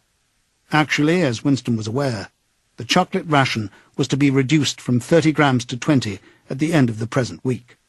All that was needed was to substitute for the original promise a warning that it would probably be necessary to reduce the ration at some time in April. As soon as Winston had dealt with each of the messages, he clipped his speak-written corrections to the appropriate copy of the Times and pushed them into the pneumatic tube. Then, with a movement which was as nearly as possible unconscious, he crumpled up the original message and any notes that he himself had made and dropped them into the memory hole to be devoured by the flames. What happened in the unseen labyrinth to which the pneumatic tubes led, he did not know in detail, but he did know in general terms. As soon as all the corrections, which happened to be necessary in any particular number of the Times, had been assembled and collated, that number would be reprinted, the original copy destroyed, and the corrected copy placed on the files in its stead. This process of continuous alteration was applied not only to newspapers, but to books, periodicals, pamphlets, posters, leaflets, films, soundtracks, cartoons, photographs, to every kind of literature or documentation which might conceivably hold any political or ideological significance. Day by day, and almost minute by minute, the past was brought up to date. In this way, every prediction made by the party could be shown by documentary evidence to have been correct. Nor was any item of news or any expression of opinion which conflicted with the needs of the moment ever allowed to remain on record. All history was a palimpsest, scraped clean and reinscribed exactly as often as was necessary. In no case would it have been possible, once the deed was done, to prove that any falsification had taken place. The largest section of the Records Department, far larger than the one in which Winston worked, consisted simply of persons whose duty it was to track down and collect all copies of books, newspapers, and other documents which had been superseded and were due for destruction. A number of the Times, which might, because of changes in political alignment or mistaken prophecies uttered by Big Brother, have been rewritten a dozen times, still stood on the files bearing its original date, and no other copy existed to contradict it. Books also were recalled and rewritten again and again, and were invariably reissued without any admission that any alteration had been made. Even the written instructions which Winston received, and which he invariably got rid of as soon as he had dealt with them, never stated or implied that an act of forgery was to be committed. Always the reference was to slips, errors, misprints, or misquotations, which was necessary to put right in the interests of accuracy. But actually, he thought, as he readjusted the Ministry of Plenty's figures, it was not even forgery. It was merely the substitution of one piece of nonsense for another. Most of the material that you were dealing with had no connection with anything in the real world, not even the kind of connection that is contained in a direct lie. Statistics were just as much a fantasy in their original version as in their rectified version. A great deal of the time, you were expected to make them up out of your head. For example, the Ministry of Plenty's forecast had estimated the output of boots for the quarter at 145 million pairs. The actual output was given as 62 millions. Winston, however, in rewriting the forecast, marked the figure down to 57 millions, so as to allow for the usual claim that the quota had been overfilled. In any case, 62 millions was no nearer the truth than 57 millions, or than 145 millions. Very likely, no boots had been produced at all. Likelier still, nobody knew how many had been produced, much less cared. All one knew was that every quarter astronomical numbers of boots were produced on paper, while perhaps half the population of Oceania went barefoot. And so it was with every class of recorded fact, great or small. Everything faded away into a shadow world in which finally even the date of the year had become uncertain. Winston glanced across the hall. In the corresponding cubicle on the other side, a small, precise-looking, dark-chinned man named Tillotson was working steadily away with a folded newspaper on his knee and his mouth very close to the mouthpiece of the speakwrite. He had the air of trying to keep what he was saying a secret between himself and the telescreen. He looked up, and his spectacles darted a hostile flash in Winston's direction. Winston hardly knew Tillotson, and had no idea what work he was employed on. People in the records department did not readily talk about their jobs. In the long, windowless hall with its double row of cubicles and its endless rustle of papers and hum of voices murmuring into speakwrites, there were quite a dozen people whom Winston did not even know by name, though he daily saw them hurrying to and fro in the corridors or gesticulating in the 2 minutes hate. He knew that in the cubicle next to him, the little woman with sandy hair toiled day in, day out, simply at tracking down and deleting from the press the names of people who had been vaporized and were therefore considered never to have existed. There was a certain fitness in this, since her own husband had been vaporized a couple of years earlier. And a few cubicles away, a mild, ineffectual, dreamy creature named Ampleforth, with very hairy ears and a surprising talent for juggling with rhymes and meters, was engaged in producing garbled versions, definitive texts they were called, of poems which had become ideologically offensive, but which, for one reason or another, were to be retained in the anthologies. And this hall, with its 50 workers or thereabouts, was only one subsection, a single cell, as it were, in the huge complexity of the records department. Beyond, above, below, were other swarms of workers engaged in an unimaginable multitude of jobs. There were the huge printing shops with their sub-editors, their typography experts, and their elaborately equipped studios for the faking of photographs. There was the teleprogram section with its engineers, its producers, and its teams of actors, specially chosen for their skill in imitating voices. There were the armies of reference clerks, whose job was simply to draw up lists of books and periodicals which were due for recall. There were the vast repositories where the corrected documents were stored, and the hidden furnaces where the original copies were destroyed. And somehow or other, quite anonymous, there were the directing brains who coordinated the whole effort and laid down the lines of policy which made it necessary that this fragment of the past should be preserved, that one falsified, and the other rubbed out of existence. And the records department, after all, was itself only a single branch of the Ministry of Truth, whose primary job was not to reconstruct the past, but to supply the citizens of Oceania with newspapers, films, textbooks, telescreen programs, plays, novels, with every conceivable kind of information, instruction, or entertainment, from a statue to a slogan, from a lyric poem to a biological treatise, and from a child's spelling book to a Newspeak dictionary. And the ministry had not only to supply the multifarious needs of the party, but also to repeat the whole operation at a lower level for the benefit of the proletariat. There was a whole chain of separate departments dealing with proletarian literature, music, drama, and entertainment generally.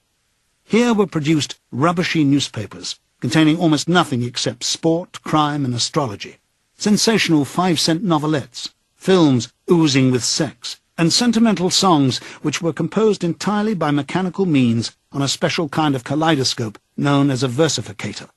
There was even a whole subsection, pornosec, as it was called in Newspeak, engaged in producing the lowest kind of pornography, which was sent out in sealed packets, and which no party member, other than those who worked on it, was permitted to look at. 3 messages had slid out of the pneumatic tube while Winston was working, but they were simple matters, and he had disposed of them before the 2 minutes' hate interrupted him. When the hate was over, he returned to his cubicle, took the Newspeak dictionary from the shelf, pushed the speakwrite to one side, cleaned his spectacles, and settled down to his main job of the morning. Winston's greatest pleasure in life was in his work. Most of it was a tedious routine, but included in it there were also jobs so difficult and intricate that you could lose yourself in them as in the depths of a mathematical problem. Delicate pieces of forgery in which you had nothing to guide you except your knowledge of the principles of Ingsoc and your estimate of what the party wanted you to say. Winston was good at this kind of thing. On occasion, he had even been entrusted with the rectification of the Times' leading articles, which were written entirely in Newspeak. He unrolled the message that had been set aside earlier. It ran, Times 3.12.83, reporting BB day order, double plus ungood refs, unpersons, rewrite, full-wise, upsub, anti-filing. In Old Speak, or Standard English, this might be rendered, the reporting of Big Brother's order for the day in the Times of December the 3rd, 1983, is extremely unsatisfactory, and makes reference to non-existent persons. Rewrite it in full, and submit your draft to higher authority before filing. Winston read through the offending article. Big Brother's order for the day, it seemed, had been chiefly devoted to praising the work of an organization known as FFCC, which supplied cigarettes and other comforts to the sailors in the floating fortresses. A certain Comrade Withers, a prominent member of the inner party, had been singled out for special mention and awarded a decoration, the Order of Conspicuous Merit, 2nd class. 3 months later, FFCC had suddenly been dissolved with no reasons given. One could assume that Withers and his associates were now in disgrace, but there had been no report of the matter in the press or on the telescreen. And that was to be expected, since it was unusual for political offenders to be put on trial or even publicly denounced. The great purges involving thousands of people with public trials of traitors and thought criminals who made abject confessions of their crimes and were afterwards executed were special showpieces, not occurring oftener than once in a couple of years. More commonly, people who had incurred the displeasure of the party simply disappeared and were never heard of again. One never had the smallest clue as to what had happened to them. In some cases, they might not even be dead. Perhaps 30 people personally known to Winston, not counting his parents, had disappeared at one time or another. Winston stroked his nose gently with a paperclip. In the cubicle across the way, Comrade Tillotson was still crouching secretively over his speakwrite. He raised his head for a moment. Again, the hostile spectacle flash. Winston wondered whether Comrade Tillotson was engaged on the same job as himself. It was perfectly possible. So tricky a piece of work would never be entrusted to a single person. On the other hand, to turn it over to a committee would be to admit openly that an act of fabrication was taking place. Very likely as many as a dozen people were now working away on rival versions of what Big Brother had actually said. And presently some master brain in the inner party would select this version or that, would re-edit it, and set in motion the complex processes of cross-referencing that would be required. and then the chosen lie would pass into the permanent records and become truth.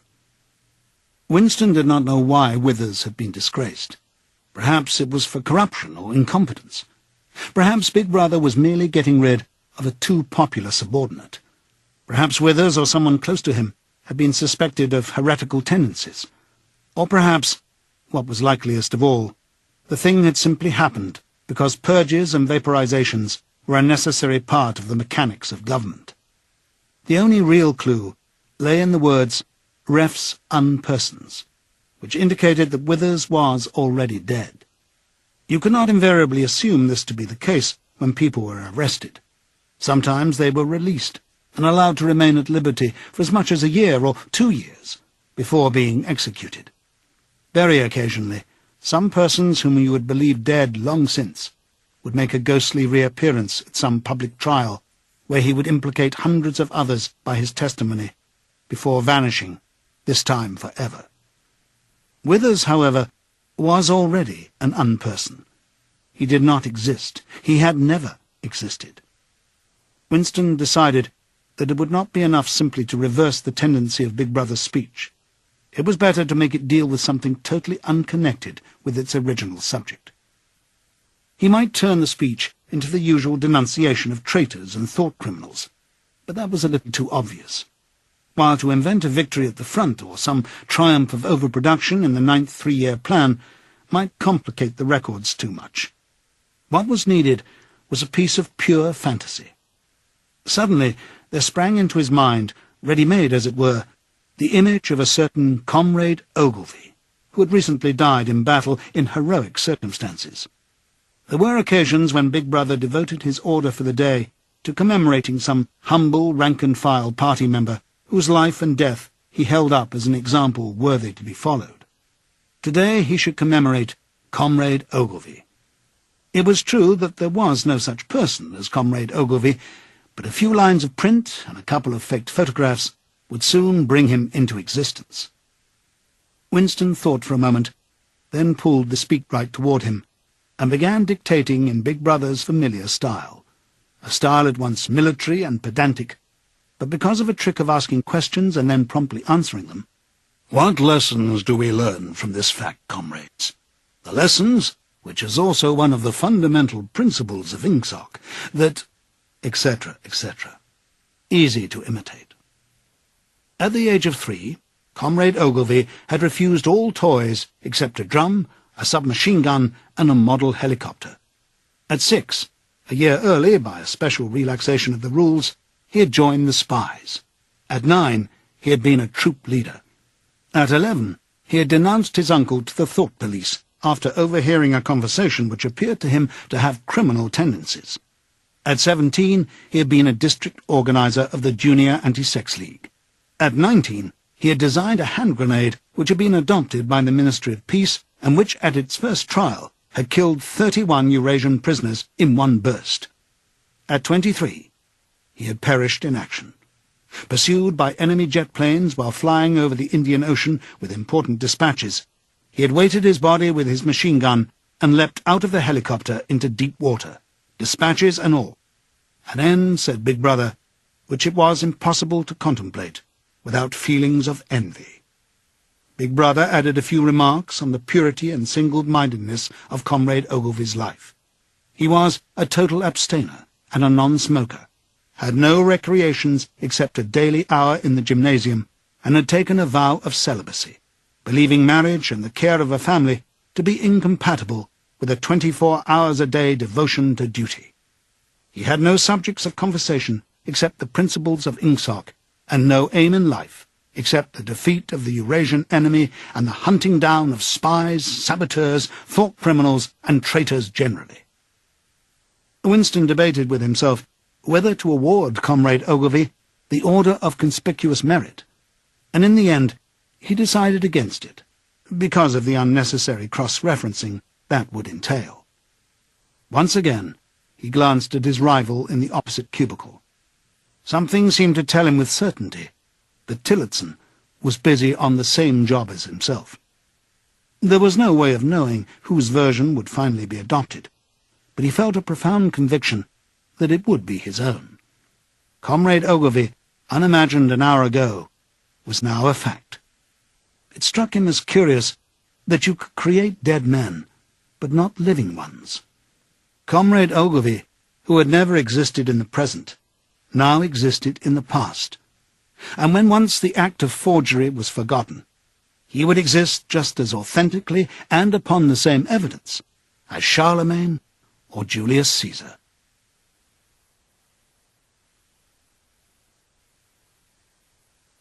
Chapter 5.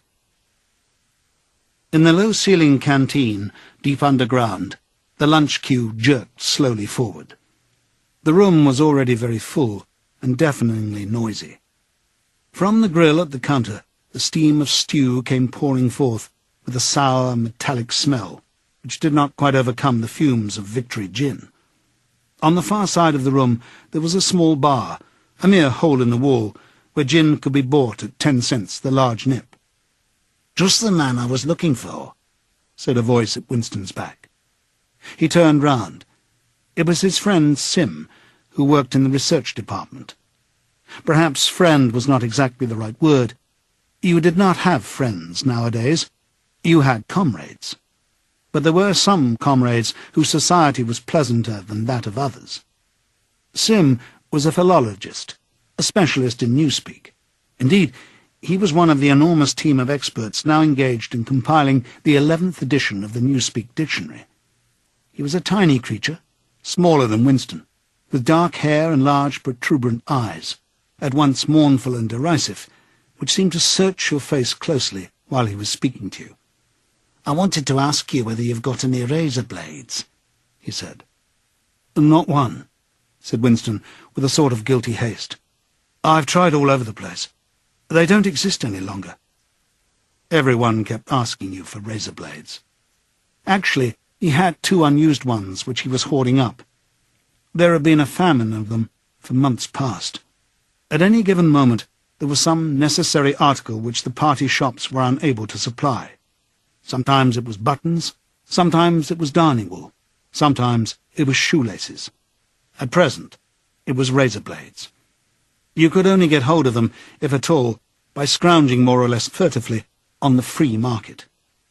"I've been using the same blade for 6 weeks," he added untruthfully. The queue gave another jerk forward. As they halted, he turned and faced Sim again. Each of them took a greasy metal tray from a pile at the edge of the counter. "Did you go and see the prisoners hanged yesterday?" said Sim. "I was working," said Winston indifferently. "I shall see it on the flicks, I suppose." "A very inadequate substitute," said Sim. His mocking eyes roved over Winston's face. "I know you," the eyes seemed to say. "I see through you. I know very well why you didn't go to see those prisoners hanged."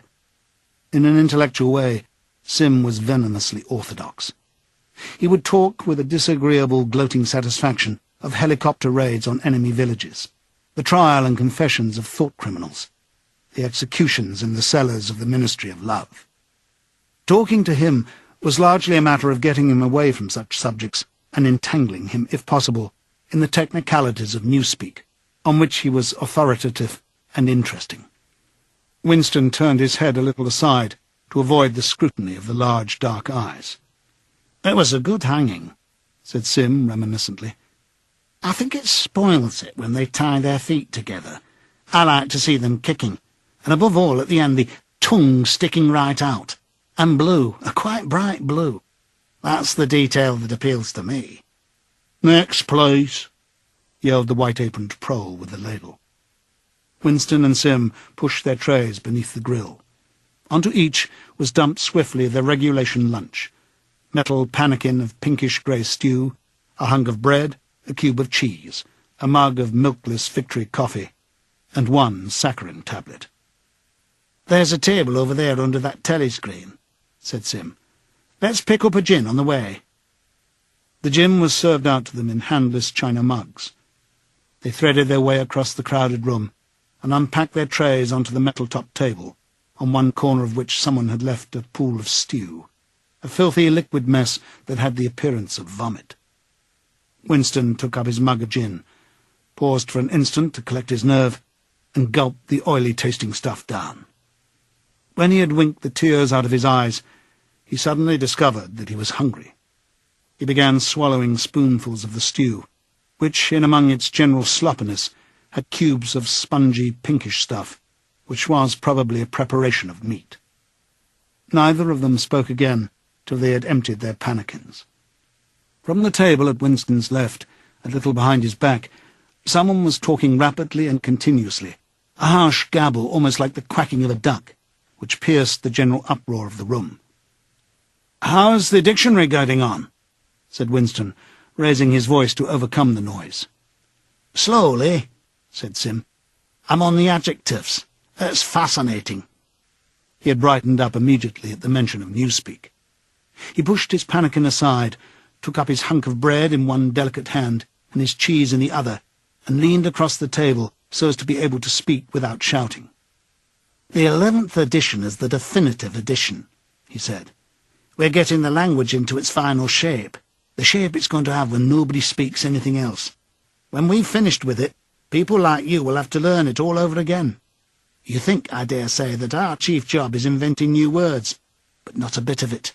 We're destroying words, scores of them, hundreds of them, every day. We're cutting the language down to the bone. The 11th edition won't contain a single word that will become obsolete before the year 2050. He bit hungrily into his bread and swallowed a couple of mouthfuls, then continued speaking with a sort of pedant's passion. His thin, dark face had become animated.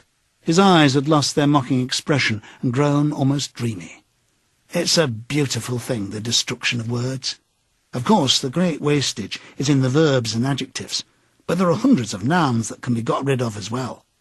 It isn't only the synonyms, there are also the antonyms. After all, what justification is there for a word which is simply the opposite of some other words? A word contains its opposite in itself. Take good, for instance. If you have a word like good, what need is there for a word like bad? Ungood will do just as well. Better because it's an exact opposite, which the other is not. Or again, if you want a stronger version of good, what sense is there in having a whole string of vague, useless words like excellent and splendid and all the rest of them? Plus good covers the meaning, or double plus good if you want something stronger still. Of course, we use those forms already, but in the final version of Newspeak, there'll be nothing else. In the end, the whole notion of goodness and badness will be covered by only 6 words. In reality, only 1 word. Don't you see the beauty of that, Winston? It was BB's idea originally, of course," he added as an afterthought. A sort of vapid eagerness flitted across Winston's face at the mention of Big Brother. Nevertheless, Sim immediately detected a certain lack of enthusiasm. "You haven't a real appreciation of Newspeak, Winston," he said almost sadly. "Even when you write it, you're still thinking in old speak. I've read some of those pieces that you write in the Times occasionally. Well, they're good enough, but they're translations. In your heart, you'd prefer to stick to old speak, with all its vagueness and its useless shades of meaning. You don't grasp the beauty of the destruction of words. Do you know that Newspeak is the only language in the world whose vocabulary gets smaller every year?" Winston did know that, of course. He smiled sympathetically, he hoped, not trusting himself to speak. Sim bit off another fragment of the dark-coloured bread, chewed it briefly, and went on. "Don't you see that the whole aim of Newspeak is to narrow the range of thought? In the end, we shall make thought crime literally impossible, because there'll be no words in which to express it. Every concept that can ever be needed will be expressed by exactly 1 word, with its meaning rigidly defined and all its subsidiary meanings rubbed out and forgotten. Already in the 11th edition, we're not far from that point. But the process will still be continuing long after you and I are dead. Every year, fewer and fewer words, and the range of consciousness always a little smaller. Even now, of course, there's no reason or excuse for committing thought crime. It's merely a question of self-discipline, reality control. But in the end, there won't be any need even for that. The revolution will be complete when the language is perfect. Newspeak is Ingsoc, and Ingsoc is Newspeak," he added with a sort of mystical satisfaction. "Has it ever occurred to you, Winston, that by the year 2050, at the very latest, not a single human being would be alive who could understand such a conversation as we're having now?" "Except—" began Winston doubtfully, then stopped. It had been on the tip of his tongue to say, "except the proles," but he had checked himself, not feeling fully certain that this remark was not in some way unorthodox. Sim, however, had divined what he was about to say. "The proles are not human beings," he said carelessly. "By 2050, earlier probably, all real knowledge of Old Speak will have disappeared. The whole literature of the past will have been destroyed. Chaucer, Shakespeare, Milton, Byron, they'll exist only in Newspeak versions, not merely changed into something different, but actually changed into something contradictory of what they used to be. Even the literature of the party will change. Even the slogans will change. How could you have a slogan like 'Freedom is slavery' when the concept of freedom has been abolished? The whole climate of thought will be different. In fact, there will be no thought as we understand it now. Orthodoxy means not thinking, not needing to think. Orthodoxy is unconsciousness." One of these days, thought Winston, with sudden deep conviction, Sim will be vaporized.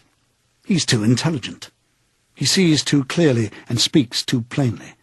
The party does not like such people. One day he will disappear. It is written in his face. Winston had finished his bread and cheese. He turned a little sideways in his chair to drink his mug of coffee. At the table on his left, the man with the strident voice was still talking remorselessly away. A young woman, who was perhaps his secretary and was sitting with her back to Winston, was listening to him and seemed to be eagerly agreeing with everything he said. From time to time, Winston caught some such remark as, "I think you're so right. I do so agree with you," uttered in a youthful and rather silly feminine voice. But the other voice never stopped for an instant, even when the girl was speaking. Winston knew the man by sight, though he knew no more about him than that he held some important post in the fiction department. He was a man of about 30, with a muscular throat and a large, mobile mouth. His head was thrown back a little, and because of the angle at which he was sitting, his spectacles caught the light and presented to Winston 2 blank discs instead of eyes. What was slightly horrible was that from the stream of sound that poured out of his mouth, it was almost impossible to distinguish a single word. Just once Winston caught a phrase, "Complete and final elimination of Goldsteinism," jerked out very rapidly, and as it seemed, all in one piece, like a line of type cast solid. For the rest, it was just a noise, a quack-quack-quacking. And yet, though you could not actually hear what the man was saying, you could not be in any doubt about its general nature. He might be denouncing Goldstein and demanding sterner measures against thought criminals and saboteurs. He might be fulminating against the atrocities of the Eurasian army. He might be praising Big Brother or the heroes on the Malabar front. It made no difference. Whatever it was, you could be certain that every word of it was pure orthodoxy, pure Ingsoc. As he watched the eyeless face with the jaw moving rapidly up and down, Winston had a curious feeling that this was not a real human being, but some kind of dummy. It was not the man's brain that was speaking. It was his larynx.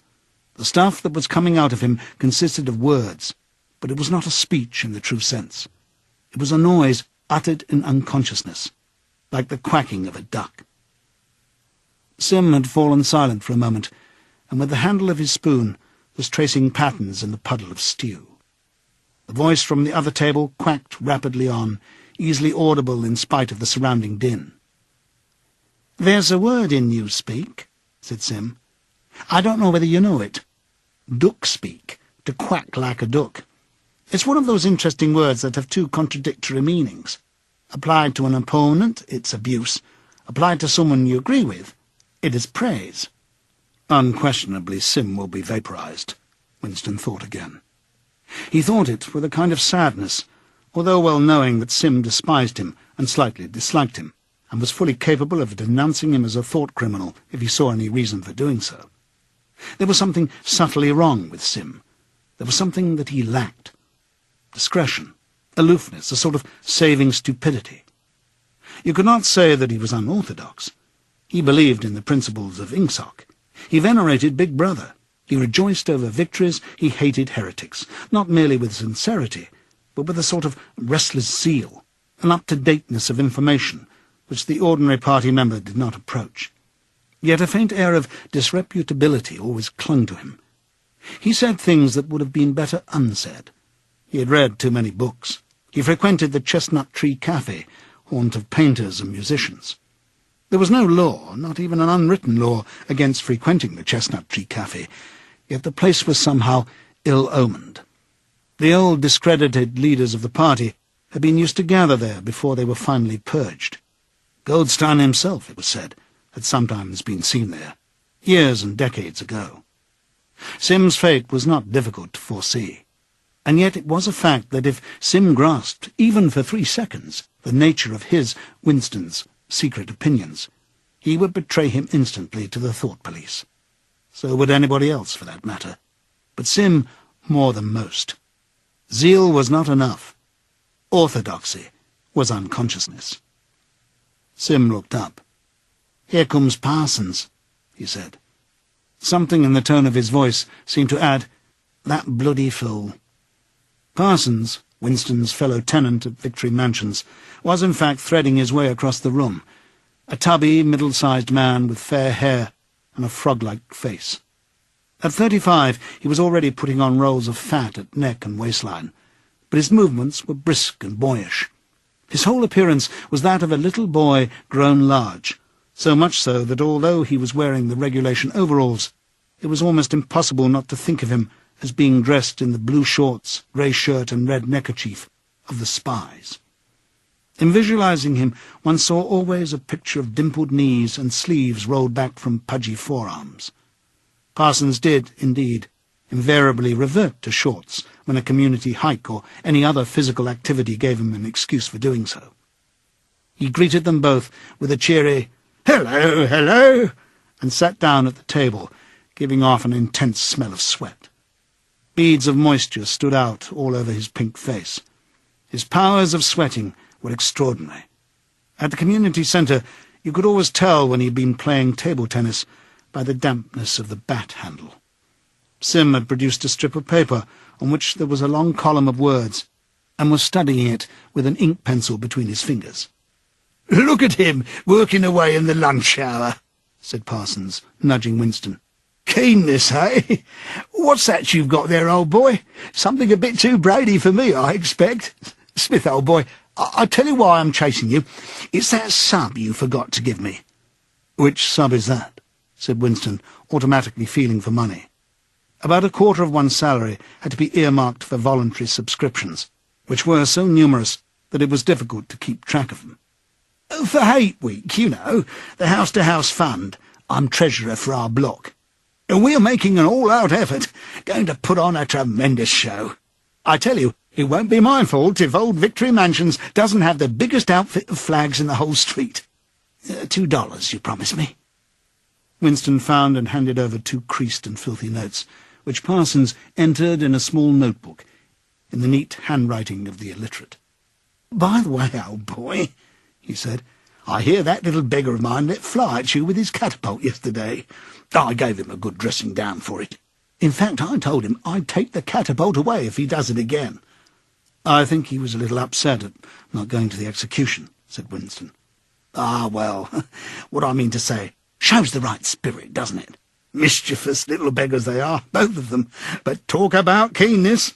All they think about is the spies and the war, of course. Do you know what that little girl of mine did last Saturday, when her troop was on a hike out Berkhamsted way? She got 2 other girls to go with her, slipped off from the hike, and spent the whole afternoon following a strange man. Well, they kept on his tail for 2 hours, right through the woods, and then when they got to Amersham, handed him over to the patrols." "What did they do that for?" said Winston, somewhat taken aback.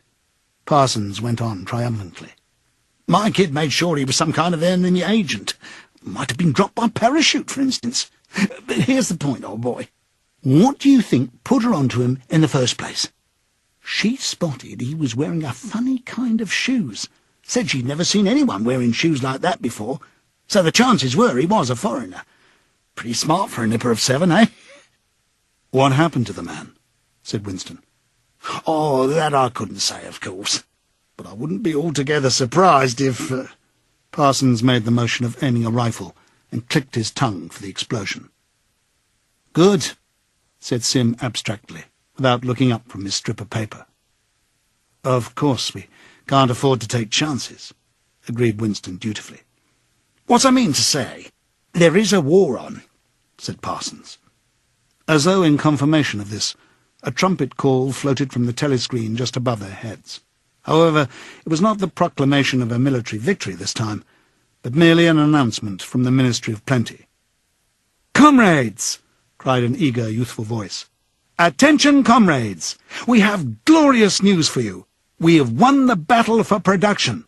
Returns now completed of the output of all classes of consumption goods show that the standard of living has risen by no less than 20% over the past year.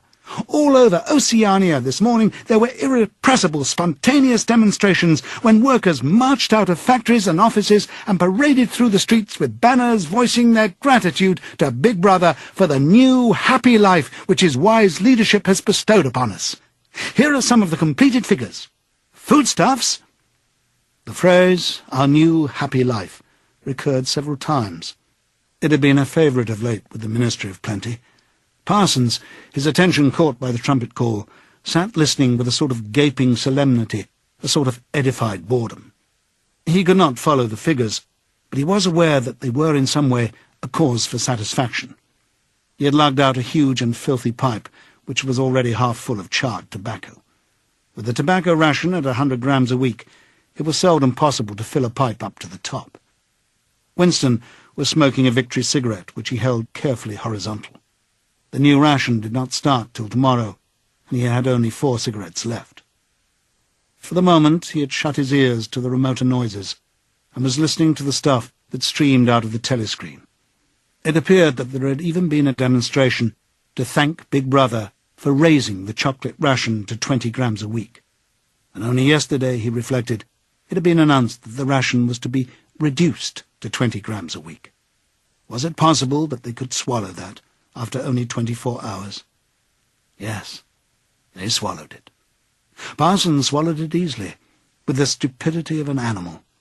The eyeless creature at the other table swallowed it fanatically, passionately, with a furious desire to track down, denounce and vaporize anyone who should suggest that last week the ration had been 30 grams. Sim, too, in some more complex way, involving doublethink. Sim swallowed it. Was he, then, alone in the possession of a memory? The fabulous statistics continued to pour out of the telescreen. As compared with last year, there was more food, more clothes, more houses, more furniture, more cooking pots, more fuel, more ships, more helicopters, more books, more babies. More of everything except disease, crime, and insanity. Year by year and minute by minute, everybody and everything was whizzing rapidly upwards. As Sim had done earlier, Winston had taken up his spoon and was dabbling in the pale-coloured gravy that dribbled across the table, drawing a long streak of it out into a pattern.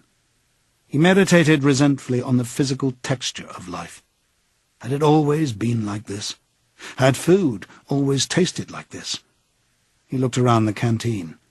A low-ceilinged, crowded room, its walls grimy from the contact of innumerable bodies, battered metal tables and chairs placed so close together that you sat with elbows touching, bent spoons, dented trays, coarse white mugs. All surfaces greasy, grime in every crack, and a sourish composite smell of bad gin and bad coffee and metallic stew and dirty clothes. Always in your stomach and in your skin there was a sort of protest, a feeling that you had been cheated of something that you had a right to. It was true that he had no memories of anything greatly different. In any time that he could accurately remember, there had never been quite enough to eat. One had never had socks or underclothes that were not full of holes. Furniture had always been battered and rickety. Rooms underheated, tube trains crowded, houses falling to pieces. Bread, dark-coloured. Tea a rarity. Coffee, filthy tasting. Cigarettes, insufficient. Nothing cheap and plentiful, except synthetic gin. And though, of course, it grew worse as one's body aged, was it not a sign that this was not the natural order of things, if one's heart sickened at the discomfort and dirt and scarcity, the interminable winters, the stickiness of one's socks, the lifts that never worked, the cold water, the gritty soap, the cigarettes that came to pieces, the food with its strange evil tastes? Why should one feel it to be intolerable unless one had some kind of ancestral memory that things had once been different? He looked around the canteen again. Nearly everyone was ugly, and would still have been ugly, even if dressed otherwise than in the uniform blue overalls. On the far side of the room, sitting at a table alone, a small, curiously beetle-like man was drinking a cup of coffee, his little eyes darting suspicious glances from side to side. How easy it was, thought Winston, if you did not look about you, to believe that the physical type set up by the party as an ideal, tall, muscular youths and deep-bosomed maidens, blonde-haired, vital, sunburnt, carefree, existed and even predominated. Actually, so far as he could judge, the majority of people in Airstrip 1 were small, dark, and ill-favoured. It was curious how that beetle-like type proliferated in the ministries, little dumpy men growing stout very early in life, with short legs, swift, scuttling movements, and fat, inscrutable faces with very small eyes. It was the type that seemed to flourish best under the dominion of the party. The announcement from the Ministry of Plenty ended on another trumpet call, and gave way to tinny music. Parsons, stirred to vague enthusiasm by the bombardment of figures, took his pipe out of his mouth. "The Ministry of Plenty's certainly done a good job this year," he said, with a knowing shake of his head. "By the way, Smith, old boy, I suppose you haven't got any razor blades you can let me have?" Not one," said Winston. "I've been using the same blade for 6 weeks myself."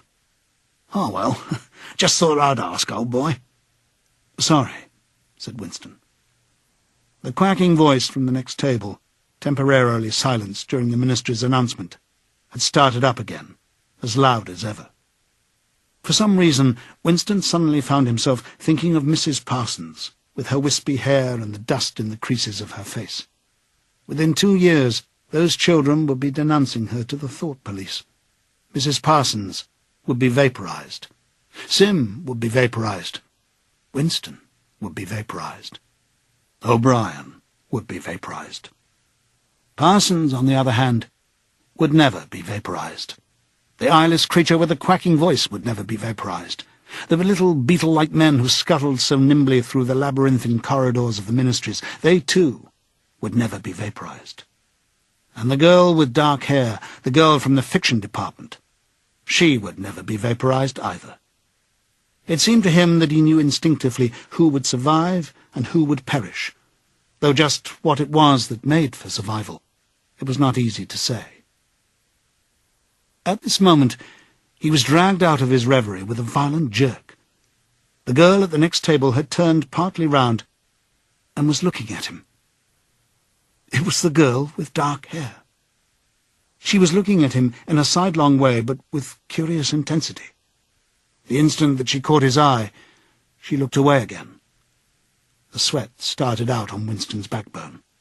A horrible pang of terror went through him. It was gone almost at once, but it left a sort of nagging uneasiness behind. Why was she watching him? Why did she keep following him about?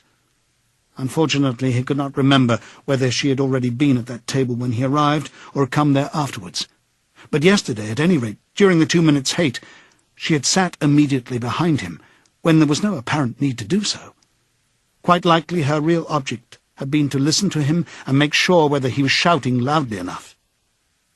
His earlier thought returned to him. Probably she was not actually a member of the thought police, but then it was precisely the amateur spy who was the greatest danger of all. He did not know how long she had been looking at him, but perhaps for as much as 5 minutes, and it was possible that his features had not been perfectly under control. It was terribly dangerous to let your thoughts wander when you were in any public place or within range of a telescreen. The smallest thing could give you away. A nervous tic, an unconscious look of anxiety, a habit of muttering to yourself. anything that carried with it the suggestion of abnormality, of having something to hide. In any case, to wear an improper expression on your face, to look incredulous when a victory was announced, for example, was itself a punishable offence. There was even a word for it in newspeak. Face crime, it was called. The girl had turned her back on him again. Perhaps, after all, she was not really following him about. Perhaps it was a coincidence that she had sat so close to him 2 days running. His cigarette had gone out, and he laid it carefully on the edge of the table. He would finish smoking it after work, if he could keep the tobacco in it. Quite likely the person at the next table was a spy of the thought police, and quite likely he would be in the cellars of the Ministry of Love within 3 days. But a cigarette end must not be wasted. Sim had folded up his strip of paper and stowed it away in his pocket. Parsons had begun talking again. "Did I ever tell you, old boy," he said, chuckling round the stem of his pipe, "about the time when those 2 nippers of mine set fire to the old market woman's skirt because they saw her wrapping up sausages in a poster of B.B. Sneaked up behind her and set fire to it with a box of matches. Burned her quite badly, I believe. Little beggars, eh? But keen as mustard. That's a first-rate training they give 'em in the spies nowadays.